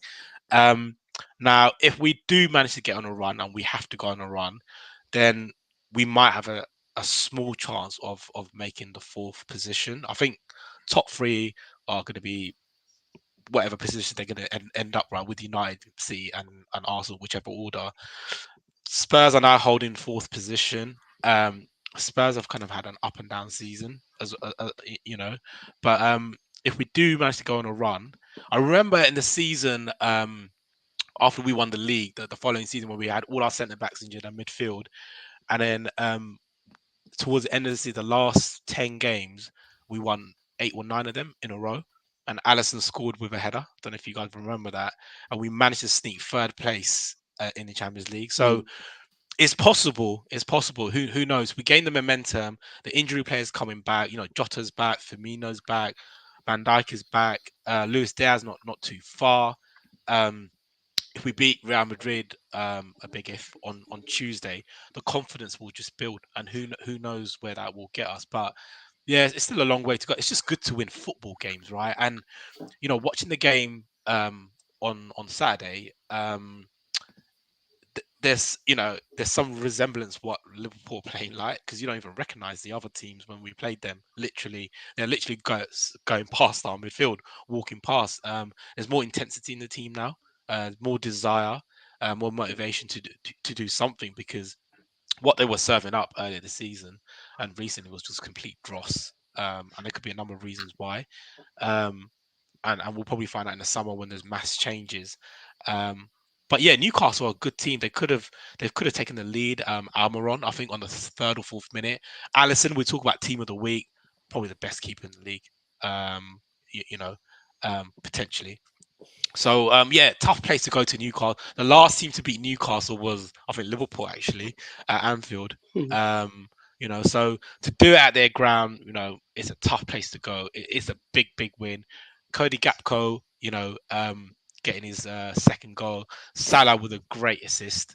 And Darwin Núñez a great goal. Pope, getting that red card in a moment of madness. Very unfortunate for him to miss the cup final next week and literally give it to United, because Luis Carrius will probably play for Newcastle. So yeah, I mean, clean sheet, 2 goals. The next games are Palace, after Madrid, Palace, Wolves, and then hopefully we'll derail Man United's title bid March the 3rd, I think. And then who knows? If we go on a run, you gain momentum, it might take you somewhere. It's a big if. Interesting. Go for it, G. Yeah, I was just going to say, I think Liverpool obviously had their sort of tough couple of months or whatever it was with the injuries, right? And you've got the players coming back. Always been a fan of Diaz. I think he is, sort of world class, really, when he's on song. The bit that's still kind of staring us in the face is the midfield. Now, do you think that there is anything that can be sort of done between now and the end of the season? What have you got to come in? Because I'm one of those guys, I don't rate Harvey Elliott, and I think some of the youngsters who've come in, they can do a job. Even Cavallio has been left on the bench, I guess, or if he's injured, I don't know. But yeah, Jota's coming back as well, isn't he? And yeah, Thiago's injured for at least a month. Melo, God knows where he is. Who's Melo? To be honest with you, we're gonna have to go with what we've still got. around. Yeah. We're gonna have to go until what we've got. It looks like the Bellingham deal is done for June, which is great news. That's definitely done, probably done and dusted now. So that'll be start of the rebuild. Matheus Nunes from Wolves, potentially another one. And they might be looking at a third one. Ugarte from Sporting Lisbon could be a good one, Uruguayan. Yeah, it's gonna need a refresh. Harvey Elliott, he's not a central midfielder. He's quite a small stature in terms of a player. You play him on the Salah position, maybe. Carvalho, again, is small in stature. Central midfield is quite limited. So we're gonna have to go with what we got. I think the 18-year-old Steven Besicat, he's done great. I think for the second goal, his movement was incredible. Serbian Spanish lad, got a bit of like Cesc Fabregas vibe to it. Thiago's taking it under his wing, so he could be good. We don't want to overplay him. He's only 18, but we haven't got anything else at the moment. Well, so we're gonna have to go. The game before he was man of the match. So... Yeah, exactly. So, but there's a danger of overplaying youngsters and going on the thing, but we're just lacking options, and that's partly mismanagement from Klopp and his coaching staff.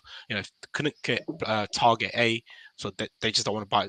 Chimeni couldn't get him. Bellingham wasn't available. We're not going to go with anyone. Then they signed Melo in the end of the window, which is a complete waste of time because it's just complete sick note, right? Waste of money. So now I think whoever owns Liverpool in the summer, probably be FSG still. They will back him. They have to, right? Because it's needed. Yeah.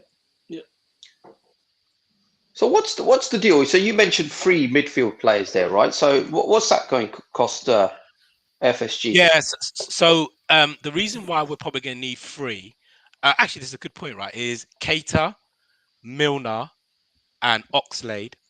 they're out of contract. So there's big rumors around Mason Mount. I'm not sure if he's the right player. I don't know, VJ. I think he's a good player, but Klopp apparently loves him. He wants big money at Chelsea, but apparently Liverpool's camp have been in touch with his entourage. Bellingham is probably like it's the worst kept secret, right? And Matthias Nunes. But if I was Klopp, I would get a Salcido from Brighton because that's the kind of player we need. The whole midfield needs a refresh because Fabinho is old, Henderson is old, and the other 18-year-olds is 18. So we know that, right? So I mean, definitely Liverpool are out in the market for midfielders. Everyone will know that. So Casido from Brighton, you know, they wanted 90 plus million. That's why Arsenal walked away, right? I think they went tops about 70, 80, and then they walked away. It was like, no, we're not paying that. Chelsea, similar. So if you're talking about Bellingham, Bellingham's got to be three figures, isn't he? Surely. Probably about 130 million. Matthias Nunes probably 44 million. You're going to need at least 250 million to spend. And given that we've been spending 25 million net spend since Klopp's been there, there's money. There has to be money there because third richest club in the world in terms of turnover. Where is that money? You know, where is that money? Yes, they've spent it on the stadium. They built the main stand. They're building the other stand now as well. They built the training ground. They have loaned the money to Liverpool, fair enough. And the Nike deal is now kicking in, where they give you a base 30 million a year, and they give you a percentage of the profits of the shirt sales, so you can get 70 to 75 million. And if they do get an investor to come in and join them, then there might be more money available. They're saying, you know, midfield at least 3, centre back. For sure, they need someone. Van Dijk is getting on a bit with injuries. Matip, injury prone. Gomez, hit and miss.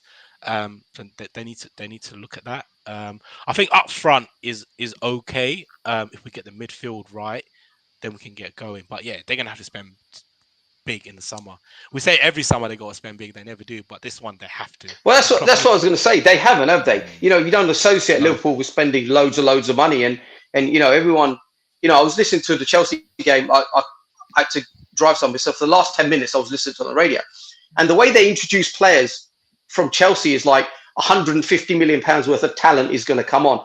Then they give the names, right? So it's always about the money first. And I just don't associate Liverpool spending that type of money in one window, at least. Yeah, I think FSG have realised to compete with the big boys, and I mean, like, you know, with United, with the Qatari money coming in, potentially Man City, Newcastle, Chelsea, spending 25 million a season, Klopp has to be like a magician, basically. Yeah. Do you know what I'm saying? You can buy the Manes and the Salahs and pick them up when they're, you know, when they're up and coming, but that will take you so far. Do you know what I mean? And sometimes you have to go and buy the ready-made player, and Bellingham is one. And yeah, I mean, the way they might see with Bellingham is 130 million, but he's 19, and potentially is captain material. And I think captain's Dortmund, right, at the moment. So we'll see, like, what happens. They're going to have to spend big in midfield and probably in defense as well in the summer for sure. With the ownership, you know, I read this week that they're kind of testing the waters to see what kind of interest. But when the Qataris came to negotiate, they wouldn't budge beyond the 49%. So apparently they went to focus to United. I don't know how true that is. But there were strong rumors that the QIA were interested, but the FSG weren't willing to sell the majority shareholding. Now, why they're willing to sell, maybe they see future profitability in the game. Who knows, to be honest with you. But if it doesn't improve in the summer, then we might have to do a United thing next season where we just invade the pitch, you know, and get rid of FSG because that's what United fans did, right? Against, it was a Liverpool game actually last season. Yeah, exactly. And Gary, the thing is, Liverpool people in Liverpool are used to breaking into property that's not there, isn't it? So we might have to do, but to be honest with you, right? No disrespect to anyone from Liverpool watching. Sorry, disclaimer. No disrespect. But they have been good owners, though. Do you know what I mean? Like they've done good stuff. Do you know what, Sully? They've been good owners on selling well as well. They've sold well, right? In the decade or whatever they've been in charge. They've got big money for Coutinho and Suarez, Sterling, you name it, right? who are you really going to sell in this team? Because I'm looking at Van Dijk. Do you We- go we- into we- next season with Van Dijk in? I mean, he's been great. Don't get me wrong. I'm not calling him out like that. But is it the end of Van Dijk? Now you replace him with a marquee centre back, or do you still keep him for another season and obviously replace the man next to him? That's always been a problem. No, I think we still keep him. Even Van Dijk at 60% is still a presence. He's important because when he wasn't there, the defense was crumbling, and we saw that in the recent results. Now he's come back fit. Hopefully, we'll see in the next few games. We've got to keep him. We've got to buy another central defender. Who that might be, Gavidel, maybe, but that's gonna cost loads more. Every player nowadays is like 100 million, 100 million. Like it's mad, isn't it? Like where does this money come from? So you're going to have to pick up the bargains as well. Yeah, there are bargains to be had out there. You know, the Sporting Lisbon, Benfica, they go to South America and pick them up for like 4 or 5 million and send them for 100 million. Like they can do it. You know, Brighton are doing it, and some of Brighton scouts have gone to Chelsea now, right? So you know, I think the problem with the Liverpool with respect to Brighton is the performance levels. You have to be top four. You have to be top four. You know, so you've got to perform better. Less pressure at Brighton. You've got to perform better at Anfield. You know, under the lights, weekdays. You know, wherever it is. Liverpool are not known to stick men behind the ball. You play great football. You have been playing great football under Klopp. So the fans have got used to a standard of play. You're not going to play that ugly football. You're not going to stink it out. And obviously, when you went away to Newcastle, maybe they had one eye on the League Cup. Who knows? You know, their first trophy in 30 years or whatever it is. So you just wonder with Newcastle if they gave it 100%, you know, bearing in mind they haven't got the deepest squad with injuries. And some of those players had one eye on Wembley, which is completely understandable from a team that hasn't won trophies. Coming from me, trust me, I know what I'm talking about. So I just wonder if Newcastle had one eye on the thing. But before we close off with Liverpool, Sultan, and if anyone wants to get in any last minute questions in a minute, please do so. Who was your best player on the pitch? Because you had Gakpo. I thought the goal was Salah-esque with the first touch and the finish, the composure. He's only just got here 5 minutes ago, talking of players getting here. Nunes, the touch, the finish, amazing what people have been seeing him do in his career in Portugal, in the Champions League against Liverpool. And then you had Salah with, you know, he was everywhere. He created the red card situation. He had the assist in there. I mean, I'm looking at that front three and it's looking pretty scary, mate. But I mean, on the day, on this particular game, who was your man of the match in terms of those front three? Is it difficult to call, or was there an out-and-out winner on that one? I would go for Darwin Nunes. But a lot of reporters have gone for Allison because he did make some big saves, like on the 3rd minute save Almiron. So, he's been said if it wasn't for Allison, we'd have been probably near the relegation zone this season. To be fair, but Darwin Nunes, once he finds his shooting boots a bit more regularly, he's a hell of a player. He's missed the most chances. He's up there. Yeah, I mean, way above everyone else for missing chances. It's interesting, right? Cody Gakpo plays on the left-hand side.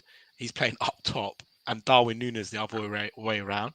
But Darwin Nunes, right? He's got the pace. Like the Everton game, I think the first goal, incredible pace to set up Salah, and he's in his first season at Benfica, he was bang average, but in the second season he exploded. He scored like 34 goals. So I have a feeling that once he's fully bedded in, got a hell of a player there.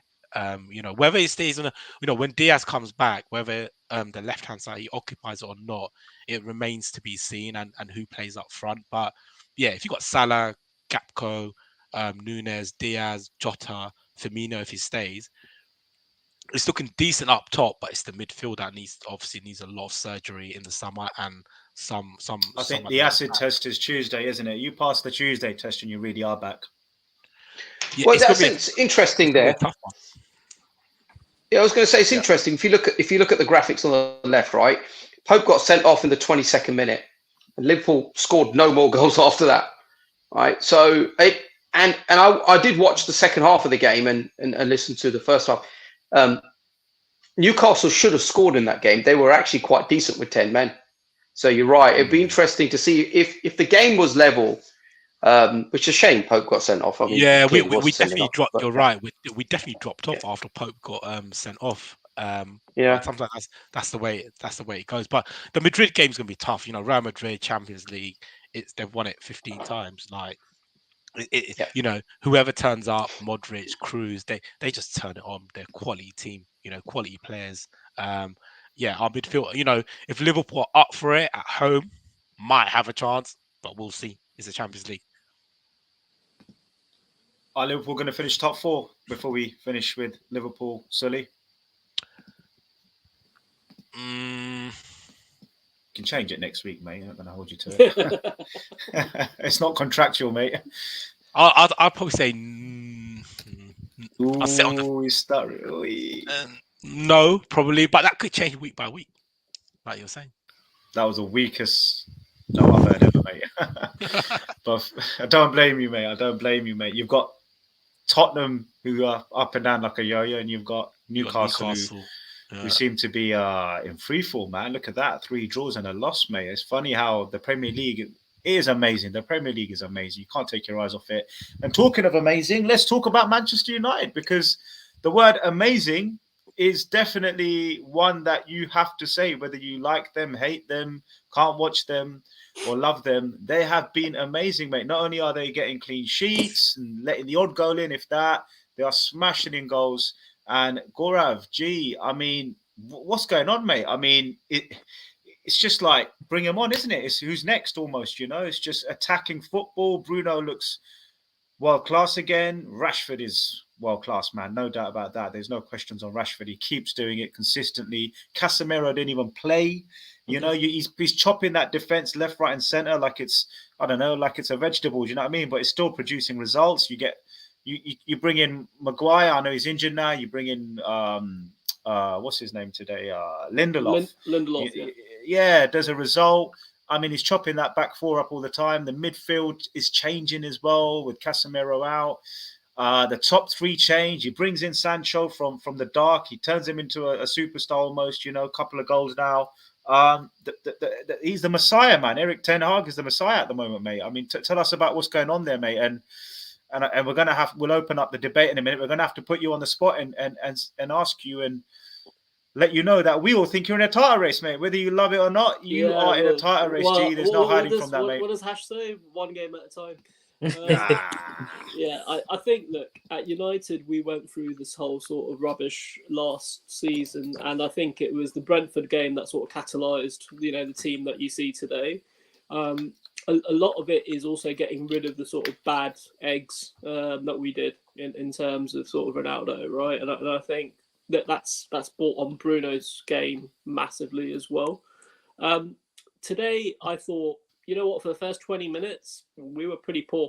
And I think anybody who's watched that game could turn around and say that they were going through us a little bit at will. I thought Maddison had a brilliant first 20 minutes, personally. I thought he was ripping us at one point. Ten Hag did the Ten Hag thing at half-time, and he sort of got it all, you know, moving again. Interesting to see Sancho sort of go through the middle as well. I thought that was quite cool. And it could be that's how we incorporate him. I mean, you talk about Nunes not being able to hit a barn door, but I don't think Weghorst is far behind him in terms of the amount of chances we tried to create for him today, especially towards the end of the game. It was hilarious. Rashford's in this sort of mode right now where he genuinely doesn't feel he's going to miss. And, you know, people keep on going on about Ten Hag, but we've got a great striking coach right now as well in Benny. And Benny's come in a little bit under the radar, and he's taken on the sort of front line, and he's really got them moving. And one thing I did notice, I don't know if you saw it today as well, United mix it up. You know, they are right on top of the players. Sabitzer was lucky to still be on the pitch, but every single player is, you know, really up for it, and they make the pass look easy. And that's the skill, right? Like sometimes they're in a tight spot, they make those little triangles around the players, and they get out of that situation. And then it's just quality. Rashford by a toenail. If you're Harvey Barnes, you're feeling bad because you got one of your goals chalked off 3 weeks ago for a toenail, and Rashford's onside by a toenail. But we basically ripped them in the second half just down the wings. And the ball coming in was always the sort of, you know, reverse diagonal ball back into the middle. And there's always someone there to sort of, you know, put it in the back of the net. We'd have probably got about 6 more if we had a Haaland and you know, instead of the Weghorst. So, yeah, United are doing really well. The culture's right at the club. I think we're looking forward to a big game next Sunday. If we can get a trophy, that galvanises again. Got Barcelona before. That was an incredible game. Anybody who watched that game, probably one of the games of the season in terms of the 2-2. Things are rosy, and De Gea's in the form of his life with the second save. I think he reminded us a bit of Gordon Banks and took us right back. So yeah, really, really good result, and happy with all the effort the lads are putting in. So yeah, all good. It's interesting. They played Weghorst in that sort of number 10 position. I would have thought someone like Anthony could have played there because you spent big bucks on him, right? Yeah, he's injured as well, coming back from injury, and and the thing with Weghorst is it's not his goals right now that's helping United; it's his press. He presses from the front, and he's got those highest pressing stats I think in the league, and that actually puts us on the front foot quite a bit. So yeah, whatever Ten Hag's doing right now, Ten Hag ball, whatever you want to call it, it's he's a Cruyff sort of student, and he knows exactly how to play the beautiful game. So yeah, and tell us about the butcher. He might be short, but he's been the United's best defender, right? Probably one of he's absolute quality, and I think his mobility, left foot, right foot, looking. I don't know if someone saw the game today, but he made one pass from defence, and it literally went out to the right wing where Sancho was or Fernandes was, and I couldn't believe it. The guy made like a 40-50 yard ball look easy. But yeah, he's been absolute quality. And the good news is we've got two of them. We've got Martinez and we've got Varane. And that's the difference. We can chop and change, as Josh said at the start of this. Shaw had a great game again. Played really well. I thought Dalot gave us a bit of width as well. We can rest Wan-Bissaka. We rested, Casemiro. Obviously not playing this game. But yeah, it seems to be working, whatever he's doing. But I tell you, so much of this is what Chelsea unfortunately lacking. It is that intensity of the press and how we play. And no one sort of everyone knows what they're doing, don't they, G? Yeah, they do. And their banks, they move in literally waves. If you watch the game, one wave goes, then the second wave goes, and the third wave goes. And it's nice to see. United have been through enough rubbish in the last few seasons, so it's nice for us to actually be able to enjoy our football and cheer on the team. And De Gea made some crucial saves to keep the goals out. World class. Second one, probably one of the best saves you'll see this season. Do you think De Gea gets a lot of stick, G, undeservedly? Because every time I watch highlights of him, I don't watch all the whole 95 minutes every game United play, but it's always a world-class save in every game, mate. It's like De Gea's done it again, do you think he gets too much stick? I don't know if you remember when he first came to United, he was a bit lightweight in terms of body, and Fergie sent him off to the gym sort of thing. And the second season onwards, he's probably been our player of the season for, nearly every other season. He does get a lot of stick, but then he's also got that Rick in him as well. You know what I mean? Like, he will make that mistake that you don't expect him to make. Soft hands, fumble, go through his legs or whatever. But he'll always be able to pull off these world-class saves. But he's got world-class defenders in front of him, and that's the big difference this season. We've got some, top-notch defending all the way through the line. And when you look at the spine of our team, De Gea, Martinez, Varane, Casemiro, Rashford, that's a solid spine. And that's what we build the entire team off. So I think that's where most Premier League teams would go. United probably pound for pound, the best two central defenders in the Premier League. When you put Varane and Martinez next to each other. I think De Gea gets a lot of stick. He makes some saves that he should never be able to make. It's just, but then he also lets in that odd one where you think, how the hell did you manage that? And that's a bit like Lloris actually. That he will do that as well. He'll save a couple that you don't think he should ever save. I think the problem with these modern day keepers is, not modern day keepers, but modern day football is distribution. You've now got to have that Edison dribbling you and be able to ping it 30 yards and find your man on the wing, because this whole thing of saving saves is not enough anymore, is it? You've got to be good at corners, because Premier League's tough on you like that. And you mentioned there, De Gea came in, he was flapping all over the place, getting barged out the way, And then, shot stopping is not the only quality we look for in keepers now. Distribution's a big quality as well. Leadership. He's been there about 8 years, hasn't he? He's one of the long-standing guys there, hasn't he? So he's on big money as well. I think he's on 350. Any other questions for United, lads? We've got the fixtures up here. Any banana skins there, lads? I think this is what you call it, biggest week of football. So Barcelona, imagine they go to Barcelona go to Old Trafford and they beat them and then lose the final as well. So then what's going to happen to their season? Yeah, I mean that's always potential. But we could smash Barcelona and we could win the cup, and then what's our season? Yeah. So that's the biggest week. It can go either sideways or it's you defining. can go up. Yeah. It's a big couple of weeks. You've got three cups there, G. They're all cups as well. Look, no Premier League in there. Yeah. I mean, right now, the mode we're in, we'll take anyone, and that's the thing. Ooh. So bring it. is how we say. I think if you watch that United game against Barcelona, I could not believe how well we attacked Barcelona. It was just insane how well we were playing at one point. Yes, we conceded 2 goals, but I tell you that Man United team went to Barcelona to win. It did not go there to sit there and park a bus or do any of those things. So Kind of like a Champions League game, isn't it? Yeah, well, both of them deserve to be in the Champions League. I think you'll see lesser games in the Champions League than that game that you saw, because United and Barcelona belong in the Champions League. Both clubs are incredible. I was just going to say, G, with United, the worry is you do allow the opposition to have a couple of quality chances every game. I've seen that as a pattern, and that I think that if Ten Hag's being super critical about his own performances, he would look back and say, we can't continue to keep doing that, because we could just get a whole month where everyone puts their chances away and De Gea doesn't save every shot. So I think the worry with Manchester United, even against Barcelona, in the end there, they had a couple of chances, we saw Rafinha, Leicester in the beginning. Rafinha's shot was Rafinha, he was getting into that game. So I think the worry for United is the defense and maybe a bit soft in the middle of the park with that Casemiro there, just a little bit lightweight, because Bruno's great with the pass and move. Today, Sancho's goal, beautiful, but when you've got a real team, forget Leicester, forget some of these mid-table teams, you've got a real attacking force with a strong physical midfield. See what happens to United, because I'm looking at Liverpool's not far around the corner, which is going to be a great game going to Anfield. I don't know when you last won there. I don't know if you've got a good record there, to be honest. They normally beat you, don't they? Not even in blue ginger when I was shouting at the guy for the penalty. If someone remembers.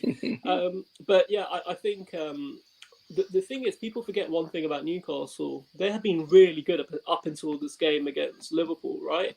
They don't concede a lot, and they've got the sort of maverick in Maximin, and they can cause a hell of a lot of trouble with Joe Linton, and their players are really good, really strong midfield. Ironically, of what you just said as well, right? Because that's where if it's a 1-0, for example, Newcastle will take it all day long, right? Because they want to win a cup, we want to win a cup. I think that's going to be a really interesting game. I don't think it's as clear cut as people go, oh, you know what, they've got a keeper that's not playing. Some keepers come in and they really raise their game for just that one game. And it's a cup game, it's a final. Anything can happen. And obviously Brentford has been postponed, so hopefully we won't lose 4-0. And yeah, West Ham today, I thought they weren't too bad until the result, obviously, but they played a good game. And then obviously Son came in and scored the goal that shut it all up. But there you go. United, decent. Win, draw, 2 wins. Last 4 games, 17 games unbeaten at Old Trafford. We'll take that. Yeah, it's pretty scary, mate. Pretty scary for the rivals in the room. When United get going, you've got the money, you've got the...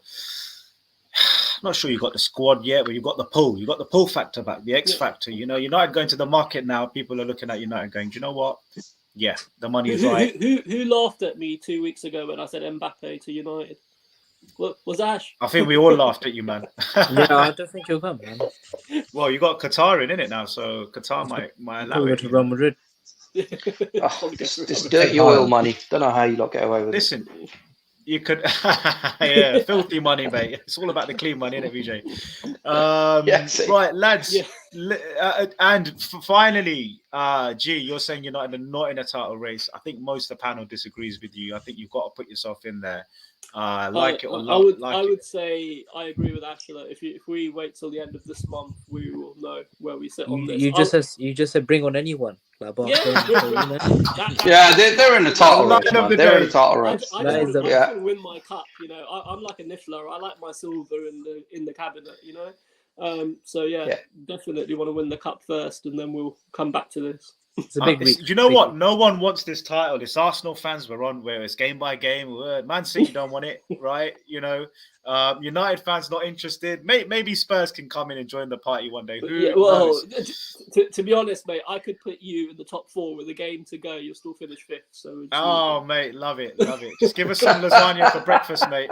Bit of lasagna, and we're all yours, mate. That's all it takes with Spurs, man. Make sure the lasagna's on the table for us, man. Right, let's talk of Tottenham, lads. So we'll finish off with the last game of the day, and it was Tottenham 2, West Ham 0. I will give you my thoughts on that game. Let's look at the lineup as well. Back into fourth, which is a lovely sight for a Spurs fan, because that is probably the best it's going to get for us this season. I don't see us doing anything above fourth, and if we get fourth, I give the season a 9 out of 10. I really do.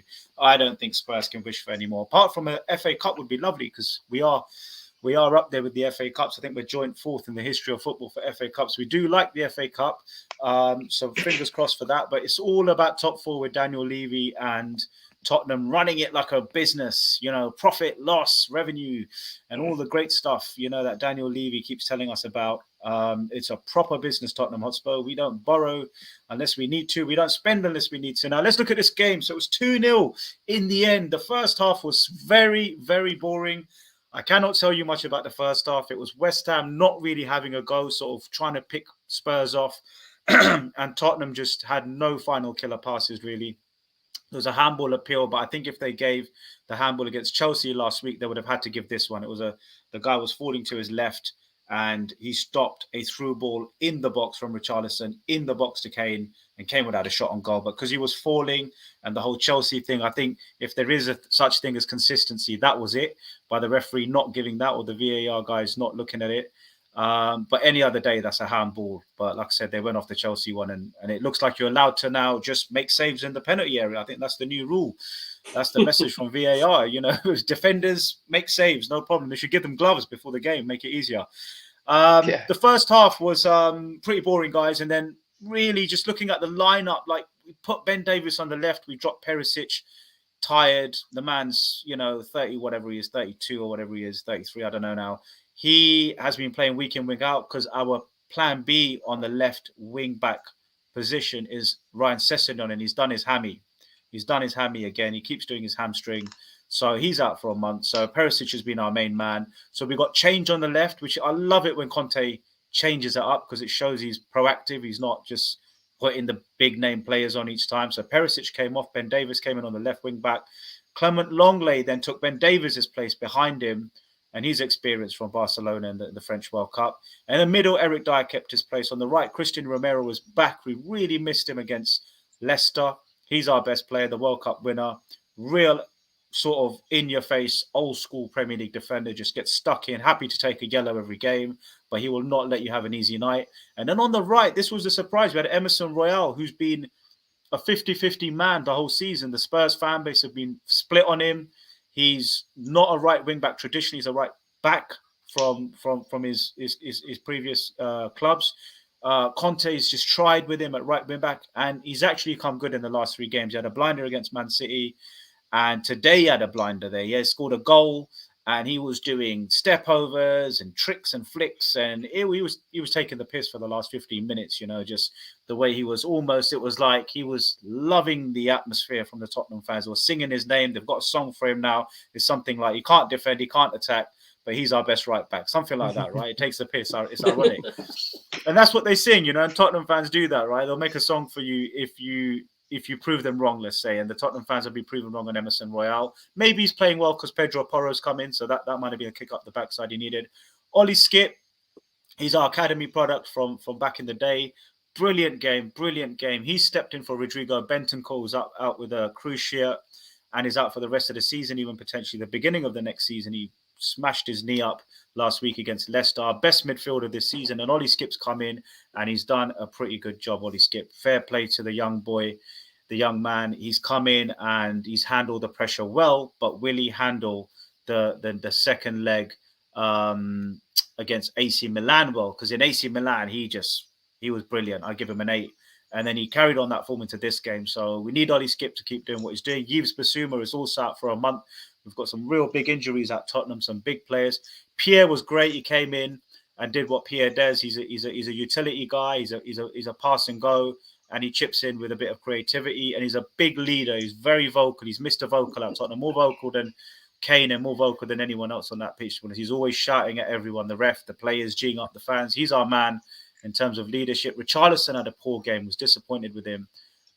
Just not working for Richarlison at the moment. I don't think he's going to... I don't know.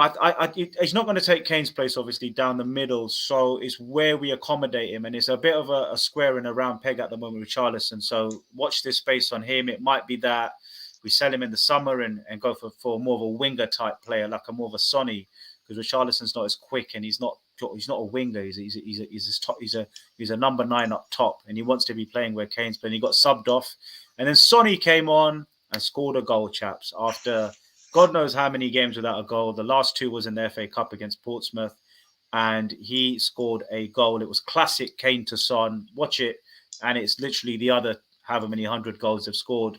It was Kane, one touch, bang into Son's path, and then he took a really good soft first touch, set him up perfectly and smashed it into the corner. And Dejan Kulusevski had a good game. So, yeah, it was a second half for Tottenham. We have been playing poor in our first halves this season, and we stepped up in the second half. But I must say West Ham were poor. I mean, if you've got Ben Davies as a left wing-back and Emerson Royal as a right wing-back, there's not much creativity there, guys. Even though Ben Davies got the assist for the first goal, they're not going to go down the wing and smash it in like a Trent. They're not going to rip their opposition player to pieces with speed or amazing technical ability. So they're just steady eddies. So when I saw the game, I thought, this has got a draw written all over it. But fair play to the wingers. They basically both put in 7 out of 10. It's probably an 8 out of 10 for Emerson with the goal, which was weird because I wonder if Conte will now keep these 2 flanks, because what they do give you is, whilst they don't give you attacking threat, they give you defensive stability. So, more of a Conte maybe system in that sense, in terms of keeping a clean sheet. And that was it, lads. So we're back up to 4th. West Ham were crap. Declan Rice, don't know what's happened to him. He was the next big thing out there, and he was supposed to be the next big signing, English signing this summer. I wonder if Arsenal or Liverpool, if they don't get Bellingham, will sign him. Jarrod Bowen, absolute baller, was ripping us to shreds. Their best player on the park by a country mile. He's a quality player, Jarrod Bowen. He's definitely by far the best player West Ham have got. And it was the attacking threat came down Jarrod Bowen's side. Apart from Jarrod Bowen, I can't really say West Ham caused us too much of a problem. And I've been bigging up West Ham recently, saying they're going to come good. But off that performance, I don't see West Ham finishing top 8 anymore. They were really average, guys. They were really average. But yeah, any questions on Tottenham, lads? Anyone watch the game or go for it, Vijay. Yeah, Josh. First of all, I don't know if you saw the Chelsea game yesterday, but Aspie was knocked out cold for a few minutes and ended up in hospital. But that was nothing compared to the tackle that Antonio did on Kane. I just want to make sure he's all right. And we've not seen anything on the news. I mean, it was horrible, wasn't it? I mean, it was horrible, mate. It was his ankle, wasn't it? It was his ankle. Yeah. I mean, the ball was there. The ball was obviously must have caused him some massive pain. Yeah, I feel like VAR. I don't know about you guys with VAR. Obviously, it's a mess. But I just wonder if they're going to let the game flow more now, because we've seen 2 handballs that were handballs any day of the week before the whole Arsenal cock up. And I just wonder if the message back at Stockley Park is, unless it's an 80%, let it go. Unless it's that tackle was not a good tackle, VJ. It was not a good tackle. But I like seeing tackles like that because I want to watch the game played at a fast speed. No, I think, John, I want to see 50-50s, mate. Yeah, no, I was being sarcastic, mate. I think maybe you didn't pick up on the sarcasm, so I apologise for that, guys. But that was the tackle when Antonio went in. The one where Antonio went in and he went for Kane's, but it was his ankle, but he never touched the player. It was the one where the ball was in between them. So, but the way Kane was rolling about was quite hilarious. Kane went down. Yeah, Yeah. the ball was stuck in between. Yeah, it was like he's hit by a balloon, wasn't it? Yeah. Yeah. I mean, Kane's one of these players where he buys you a foul all the time. He gets his body in the right position. He does go over a bit easy. I agree that Harry Kane does go down easy, but he's one of them clever players where he buys you 5 minutes, he buys you a free kick, and he buys you a set piece. And every team needs a player like that. Obviously, you don't want divers. Don't get me wrong. You don't want people going down in the box. And I don't think Kane's had many ways going down in the box. He doesn't fake it all the time. But I tell you what, Harry Kane, the reason he's one of the best players is he will buy you those 5 minutes. He will go down easy. He will buy a foul. And I think the Nunez's of this league, the new guys, the guys that are coming to the Chelsea squad, they need to learn how to do that. There's an art. It's an actual art. I don't think you just go down every time. You buy it. You keep the referee on his toes, and you don't let the referee think you're a complete, cowboy in that sense. And Kane picks his moments really well. But yeah, I mean, he went down like a. Yeah, no, he played well, but West Ham are in the relegation zone, aren't they? I mean, they've just been sort of a little bit like Liverpool and Chelsea. Liverpool are kind of a little bit of resurgence, but they're just in the wrong areas. You don't expect those teams to be there, do you? But yeah, West Ham are just not coming good. They played well against Chelsea last week. Probably should have lost if we had had the penalty, but yeah, there was nothing about them today. I mean, that was a Spurs win.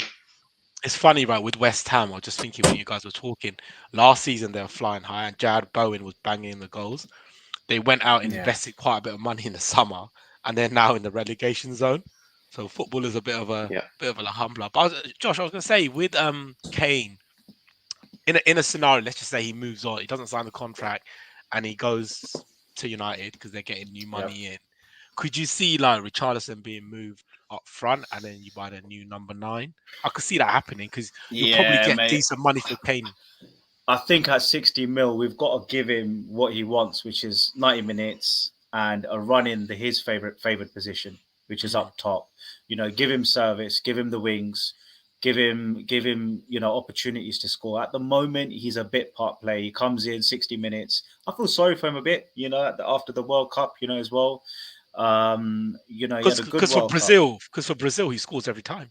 He scores every time, and he's their main man. He starts ahead of Jesus at the moment, which you could argue is debatable because Jesus is quality. Let's be honest, Jesus is quality. But yeah, he gets the nod by the national team boss. He's one of these players where he'll rev up. He's an emotional guy, so he'll shout at he'll get the crowd going, and he's one of these wear your heart on your sleeve types, yeah. And he's always got like he's always a minute away from a yellow or doing something stupid. When you watch him, you think, no, calm down. So he has got that fire in him, yeah, which I like. I like that because he's the kind of player that will smash in something or smash someone's head in, you know what I mean? Just because he's wound up like that. So you don't want to take out the fire out of Richarlison, but you want to bring some composure. Like he'll get the ball and we'll do a step over that's not needed, or there's a pass to be made and he won't make it as quick as possible. I think he's a bit selfish as well. But again, all the great strikers have a bit of selfishness. So I think it's too early to judge him. But if Kane goes, in answer to your question, I think Richarlison will start for Tottenham up front. And then it's the new Spurs from there, isn't it? It's how we build into Richarlison. Then we've got Sonny, who's going to be there, definitely. I don't think Sonny's on his way. We've got Danjuma, we've got Kulusevski, and we've got, a few options there with Brian Hill coming back. We've got, Lucas Moura's done, man. Lucas Moura's done. Thank you very much for everything, Lucas Moura. So, yeah, I mean, if Kane goes, I think Richarlison's got to start, man. But I mean, just generally around the room, lads, do you guys think Tottenham will make top 4 or do you think they'll miss out? I think that I think you'll get 5th. I think Newcastle will come good. I genuinely think that they're going to push on when they get a chance. But the game, I saw the game and Ben Davies got man of the match. So whatever Conte did, he got him playing in a way that he got the assist, and he obviously, played really well as well. With Richarlison, it's an interesting one, right? Like we spoke about this a few weeks ago. You spent really well in the transfer window, and it just hasn't really clicked, and you haven't pushed on from sort of last season. And I think this is the bit where if you get it together, you could go on a run, and that could be 4, 5, Yeah. 6 games, where you go and win. But yeah, will you make top 4? I think you're just going to miss out, and it's just one of those ones where Harry Kane again was the best passer of the ball. He had to drop back into that deeper number 10 role and release on, right? And he did the same earlier as well. But is Emerson Royale going to be scoring the goals to kind of keep you going? I don't think so. So I think I'm looking at Son to sort of push on. If he can get anywhere near the 15 goals, 16 goals that he scored in that golden season, then you've got a chance. But the thing with Son is, he scored 4 goals, 3 against Leicester off the bench and 1 today. And he's becoming our super sub. He's literally only playing well when we bring him off the bench. So now the big question in the debate amongst Tottenham fans is, do we start him against Chelsea? Do we start Son, or do we allow him to come on when the game's kind of had its, everyone, there's a few tired legs.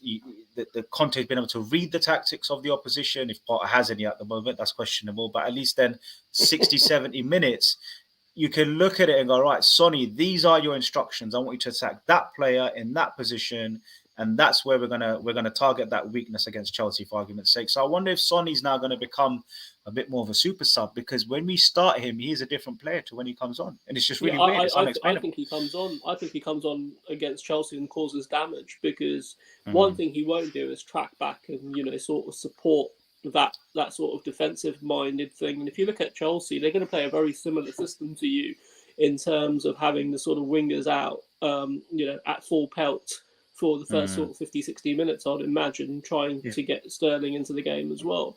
And the game could be gone by then. They could have scored 2, 3 goals. This could be Chelsea's defining game. If they go and beat Spurs 5-1 or something, everyone's like, "Yep, Chelsea are here." So 5-2, I remember that as well. Yeah, exactly. So I think Son coming off the bench while it's still 0-0, that's when you'll probably go on to win it, because that's the chance. He gives you that. He is pure quality in that final third. It's a tough one. Like, Arsenal have that with Martinelli at the moment. You start him, you bring him on. It's the same thing with Son. He plays in the same position, left wing. Yeah. And the thing is, if a player scored, generally you start him. That's generally the norm, isn't it? He's confident. He's banged one in. Go on, mate. Go and do it again. But I look at Sonny at the moment. His dribbling's awful. So he's running into players and he's trying to do this whole thing where he's trying to hard and trying to score that goal against Burnley. Every time he dribbles, he runs into a cul-de-sac. And it's like, mate, keep it basic. Pass the ball, stay in the game.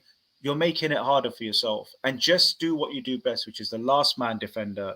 Look for the offside. And as soon as Kane gets it, your best mate, you know what to do. Just peg it towards goal and he'll find you. Kane will generally find him. And I think he's doing that whole dribbling and trying to do too much. And he's trying to be man of the match too quick, Yeah. It's very similar to Rashford in the position that he plays. And if you look at what we do with Rashford at United, I can't remember the last game when Rashford sort of carried on playing past 70 minutes. We're just nursing him back. As soon as he scores his 2 goals, we take him off. We're like, okay, you're done now, mate. Thank you very much. And it could be that Son goes down that route, that you start him and he blisterly, destroys the team. And then the thing with Conte is, there's been Spurs fans have said he's got his set kind of favourites, and fans were getting pissed off. Like, come on, change it up. Sonny's not playing well, change it. Emerson Royale, whoever it is, not change it and keep them on their feet. And he did that this game. I mean, this is a new look Spurs. We haven't had this 11 out at all, in any competition this season. So I think fans were happy to see change. Fans were happy to see, us dropping star players, our Golden Boot winner from last season. And I remember seeing him on the bench before kickoff, and you could see he's like, he's thinking shit, But then you're also, as a manager, saying, prove me wrong. Come on and score a goal and show the world what you're still capable of. And he did that. So, but it was a win-win today. Son scores, Conte gets it right on selection. I've got no complaints really about today's team selection. Obviously, if we'd lost, I would have been sitting here maybe picking holes on it. But it was one of those routine wins, It was a bread and butter win. Yeah. West Ham always give us a game. They beat us 1-0 last season on the home game, the same game. And I worry when West Ham come to town, because people say it's their cup final. They turn up. We're like, probably their biggest London rivals or their Yeah. rivals. No, but you I mean, played well and you got the result and you're top 4. That's all that That's matters. it. That's it. But now we go to now Chelsea come to Tottenham, and Tottenham. The problem with Tottenham is inconsistency. But we have won 3 of the last 4. We're up there with United with form as well. We're one of the top form. We're slowly going about our business with Newcastle dropping off. My worry is Liverpool. My worry is Liverpool. I don't. Yeah. As to what you said about top 4, I'm not worried about Newcastle. I'm worried about Liverpool.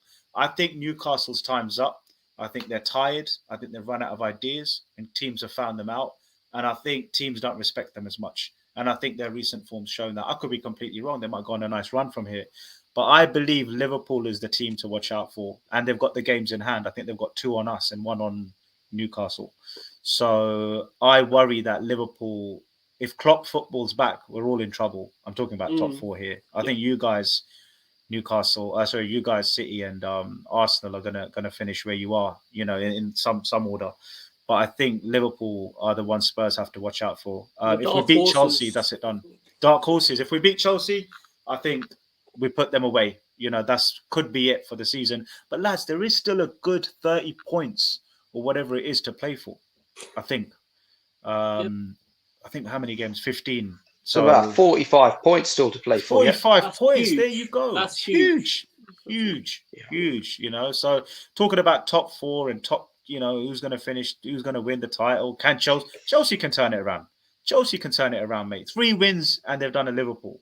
3 wins and they can start with Spurs, and we always lose against Chelsea.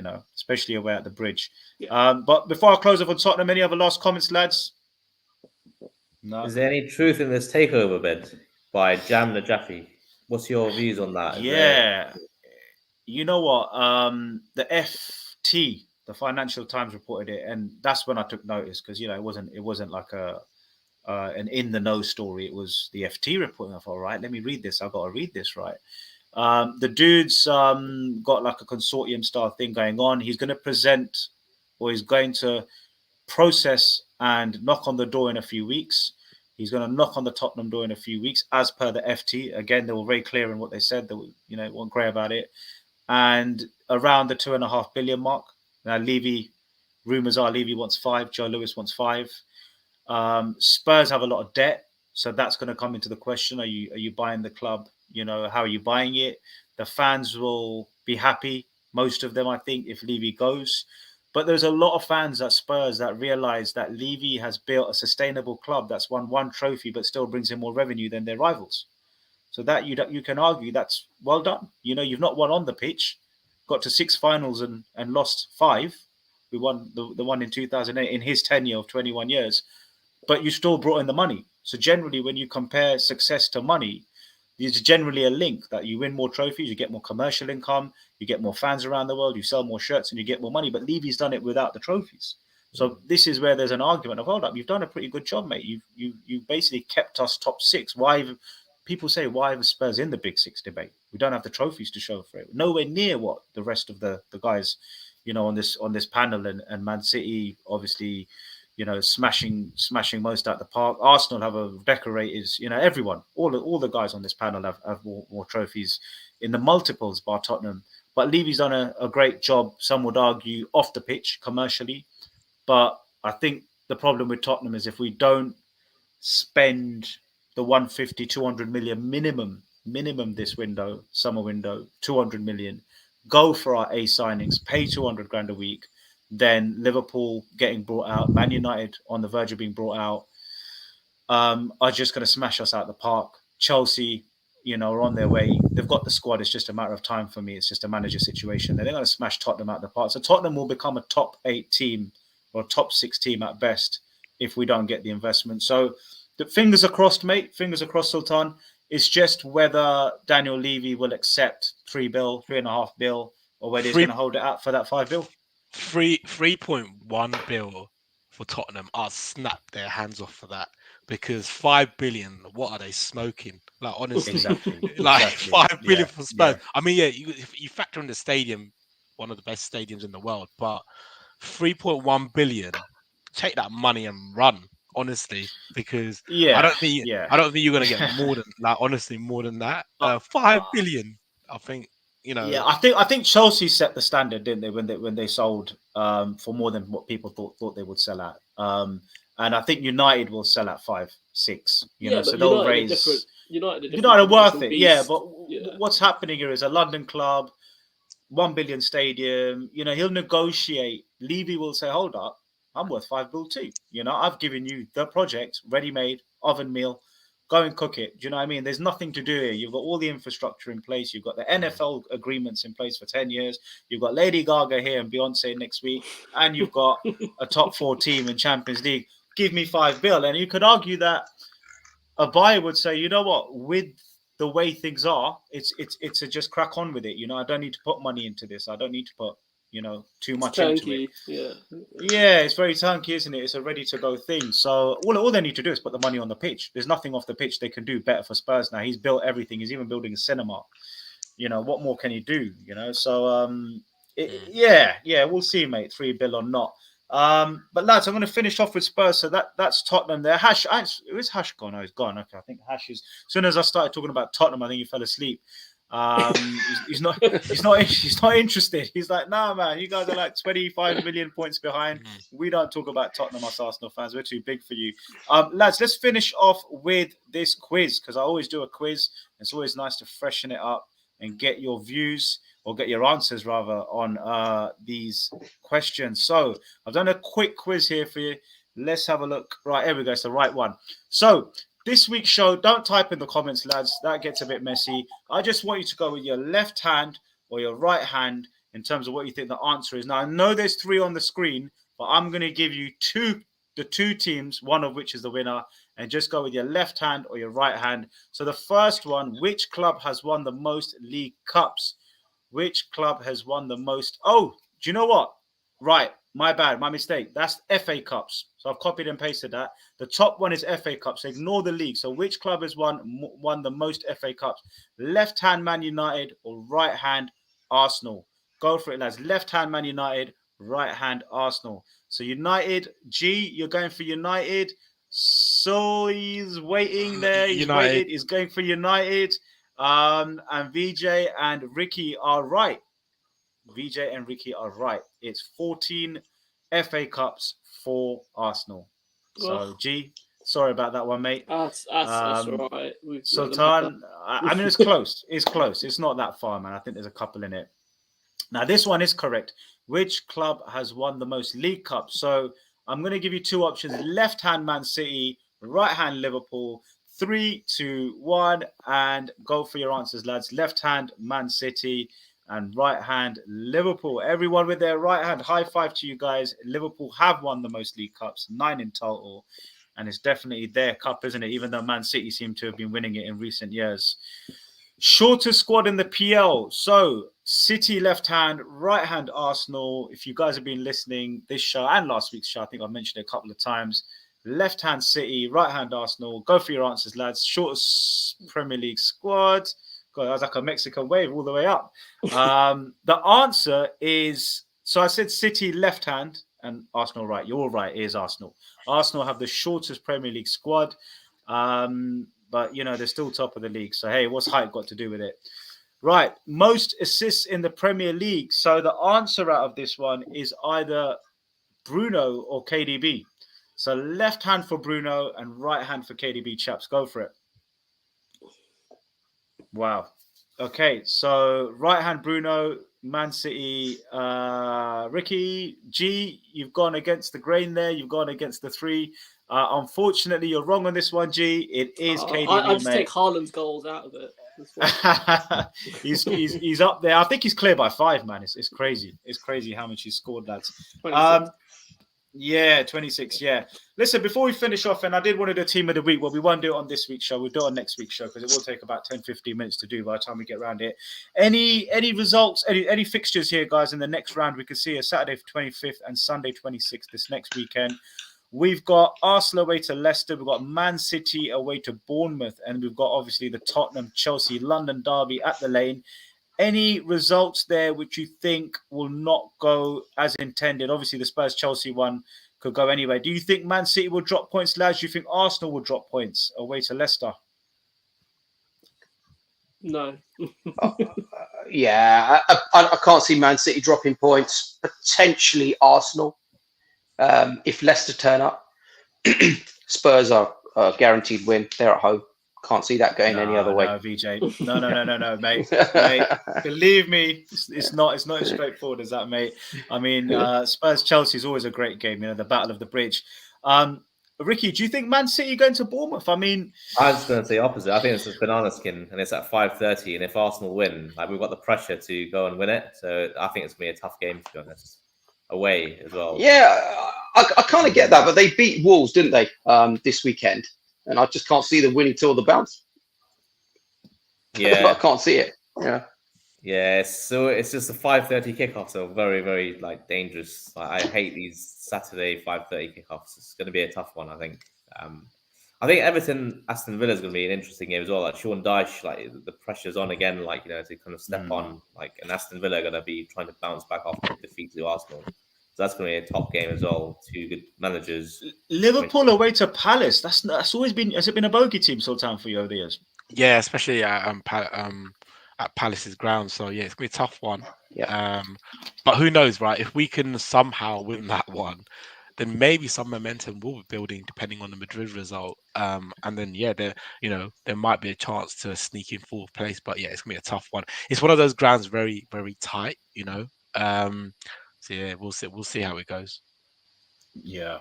You got 3 away fixtures there. I think one will present a surprise there. I think one will be a surprise. I think you're right. I think Crystal Palace will get a result at Liverpool. I don't think they'll beat them, but I don't think they'll lose either. So it's that's my shock result for next week. Yeah. While I sit here kind of working out how we make some space for the cup. Yep. Man United are off. Might be lifting silver after 7 years or whatever it is. 6-7 years. Shiny like Ten Hag's head. That's what we want. Definitely, mate. Definitely. I'm sure Man United fans will be watching one eye on that Liverpool game, mate, because you've got them coming up, and they'd want Man City to slip up so you can go above them on the return because you'll have that extra game to play. And if Arsenal slip up, then Man United definitely are in the title race, G. Because you then have that extra game at a time. Let's see. One game at a time. One game at a time. Did Ten Hag buy you tickets like he did Roy Keane? He bought Roy Keane tickets. Did he buy you tickets as well? No, apparently he didn't buy him tickets. It's complimentary. Roy Keane said he's not paying for it. Yeah. Lads, this is what I want to do next time, right? Is we're going to pick a 4-3-3, which is what most managers tend to go with these days, 4-3-3 or 4 at the back. And put in the best players of the weekend. But I mean, the one I was gonna discuss actually right now is goalkeepers. They're just going around the room. You got Alisson and De Gea because you both mentioned they both had really good games for their respective clubs. Which one goes in as a goalkeeper, man? Just if I'm just going over this. If I'm honest, I think Alisson goes in just because he made a world-class save as well, but he also got the assist. He nearly got the assist when he put Salah through as well, didn't he? For that sort of one-touch distribution. So for me, even though De Gea probably made the save of the season, I think Alisson influenced the game more, believe it or not. So yeah, even as a United supporter, I would say Alisson. Fair enough. He's going to put Pope in there for a minute and liven it up a bit. He's still in a bathtub somewhere. I think he's banned. I think he's banned for this one. Anyone have a crack at left back, centre backs, right back? We're just talking big 6 teams here, lads. So we're not talking the whole league. So left back of the week. I mean, it has to go to Ben Davis. No, as a left wing back, he did have an assist. Yeah. How was the other left backs in the leagues, lads? In your teams? Had a good game. Yeah, Shaw was good. 60 minutes. Yeah. He only played 60 minutes. So. We're going with Shaw on that, yeah? All right. We'll play Van Dijk in the middle. For this week. Well, no, Martinez, I think. Oh, that's a good shout. That's a good shout there. We can't sort of back Arsenal on this one because of the 2 goals. Romero, I thought Romero had a good game. I think Romero or Van Dijk's return. I think Newcastle away is a more difficult team. Sully, was Van Dijk good on the day, mate?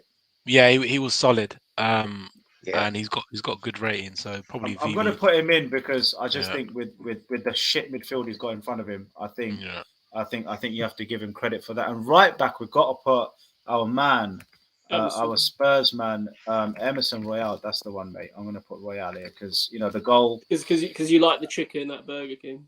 That's it, mate. Chicken Royale, mate. Love it. That is nice. He's Exactly. nice, man. Yeah. I was going to say, left back, right?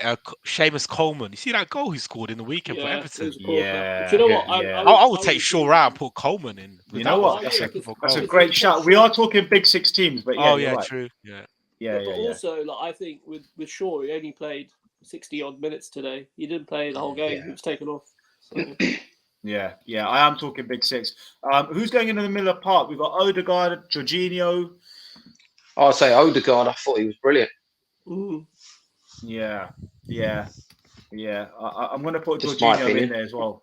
Yeah. And Anyone else, lads? What about Liverpool? Really, I suppose the young lad on the left could go in as 7. Stefan Besichach. Yeah, he had a good game for sure. I'll say Bernardo would have a shout due to his goal and his it was a good performance from him. A great finish. It was a great finish. On the right, Bruno, all day long. Yeah, it's got to be Bruno. Isn't it? To be fair, Bruno's got a shout for the middle there as well. On the left, are we going Nunes? Rashford. I think Rashford. Rashford up top. Yeah, Rashford. Yeah, it depends where you put him. Yeah. Anywhere, mate. Let's put. I mean, obviously, you could put Gakpo here, but we won't because of Rashford with the 2 goals. And then last but not Rashford least, twice. You put Rashford twice. I know he's good, but you can't have him twice. Mate, you know what? I think Nunes had a good game as well. Put Nunes in there. Because he played well against Everton and he played well against Newcastle. It's the finish. He actually managed to find the net for once. So. It was quite decent. Yeah, it's a good finish. Yeah, that's all right. Right. On the right, lads. I'll put Salah because he scored against Everton and a brilliant assist again for Gakpo. His numbers that he hasn't played. What about Saka? What about from Arsenal? That's exactly Saka. right. Yeah, that's true. Yeah. Saka. I think Saka, Salah go in there, don't they? Both of them. Yeah. And that is it. I Saka think down definitely. here we've got to put De Gea in there, lads. Those 2 saves. Yeah. I think put him in there in that conversation. And that's our team of the week, man. That is our team of the week. Brilliant. Brilliant. We'll this is the team that if we give this to Graham Potter, do you think he can win?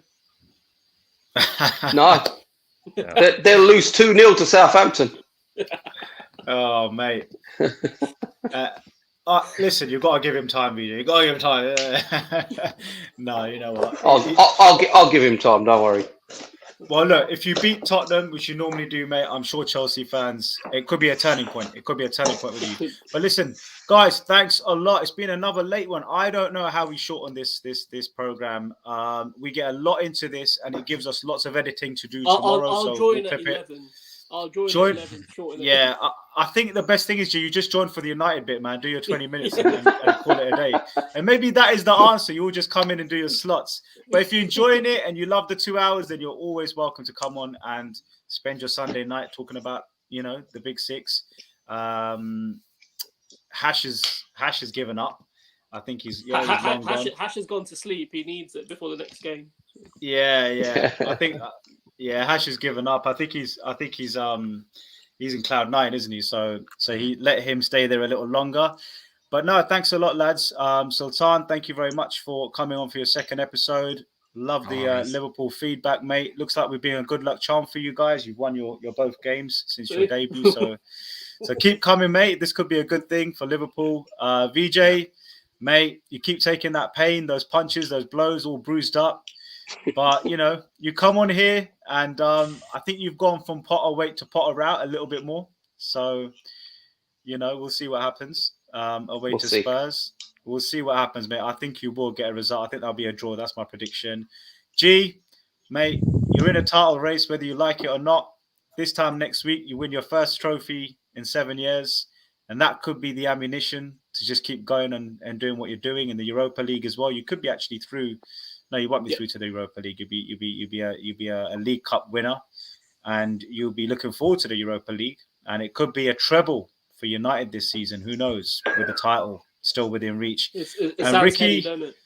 Yeah, well, you're in a trouble, mate. You're about to win the League Cup. That'll be the first one, and then you're 90 odd minutes away from progressing in the Europa League, and you're in Late a title charge in race. the Premier League. Yeah. Late charge, mate. Who would have said it? United at the beginning of the season, on the treble, and then Ricky. I mean, mate. Hopefully, your team doesn't slip up away to Bournemouth and puts the ball in the back of the net, mate, because you've got the firepower. You just don't know what it is, mate. I think the players are still don't know what it is, mate. They're just not able to do the hardest bit in football, which is put the ball in the back of the net. But you've got the best striker in the league, people would argue. You've got the best creative midfielder in the league, or the best cam in the league.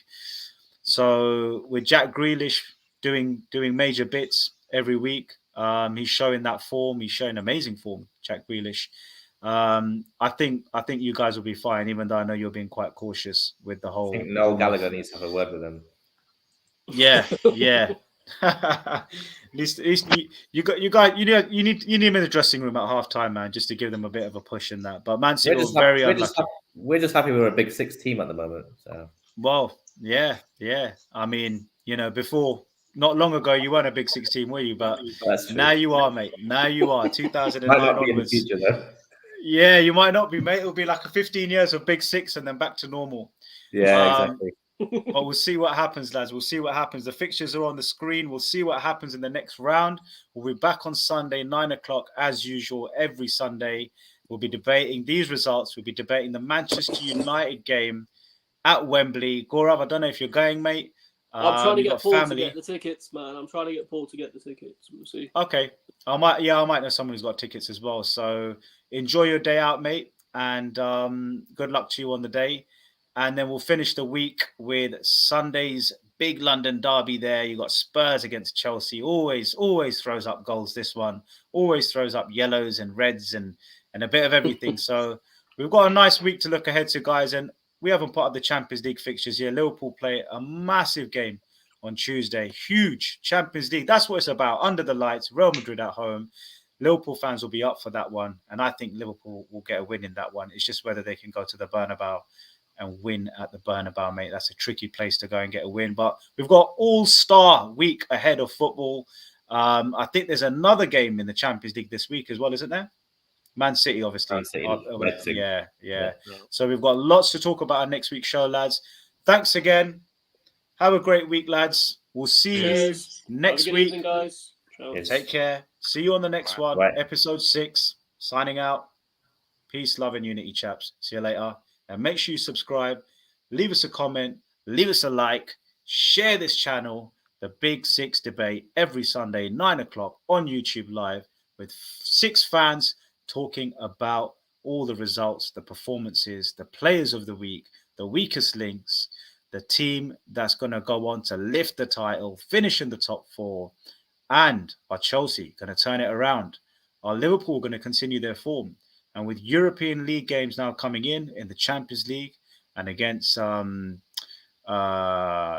League teams now with Manchester United facing Barcelona, how's that going to affect the run-in? We're into the final third of the Premier League season, and we'll see now on the business end who's got the mettle to get over the line, who's got the character, which manager's going to make the right decisions, the right substitutions, pick the right players, and which players have got that extra bit to find that bit of form and bring it home for their teams. Thank you very much, and we'll see you on the next one. Peace out for now. See you on episode 6.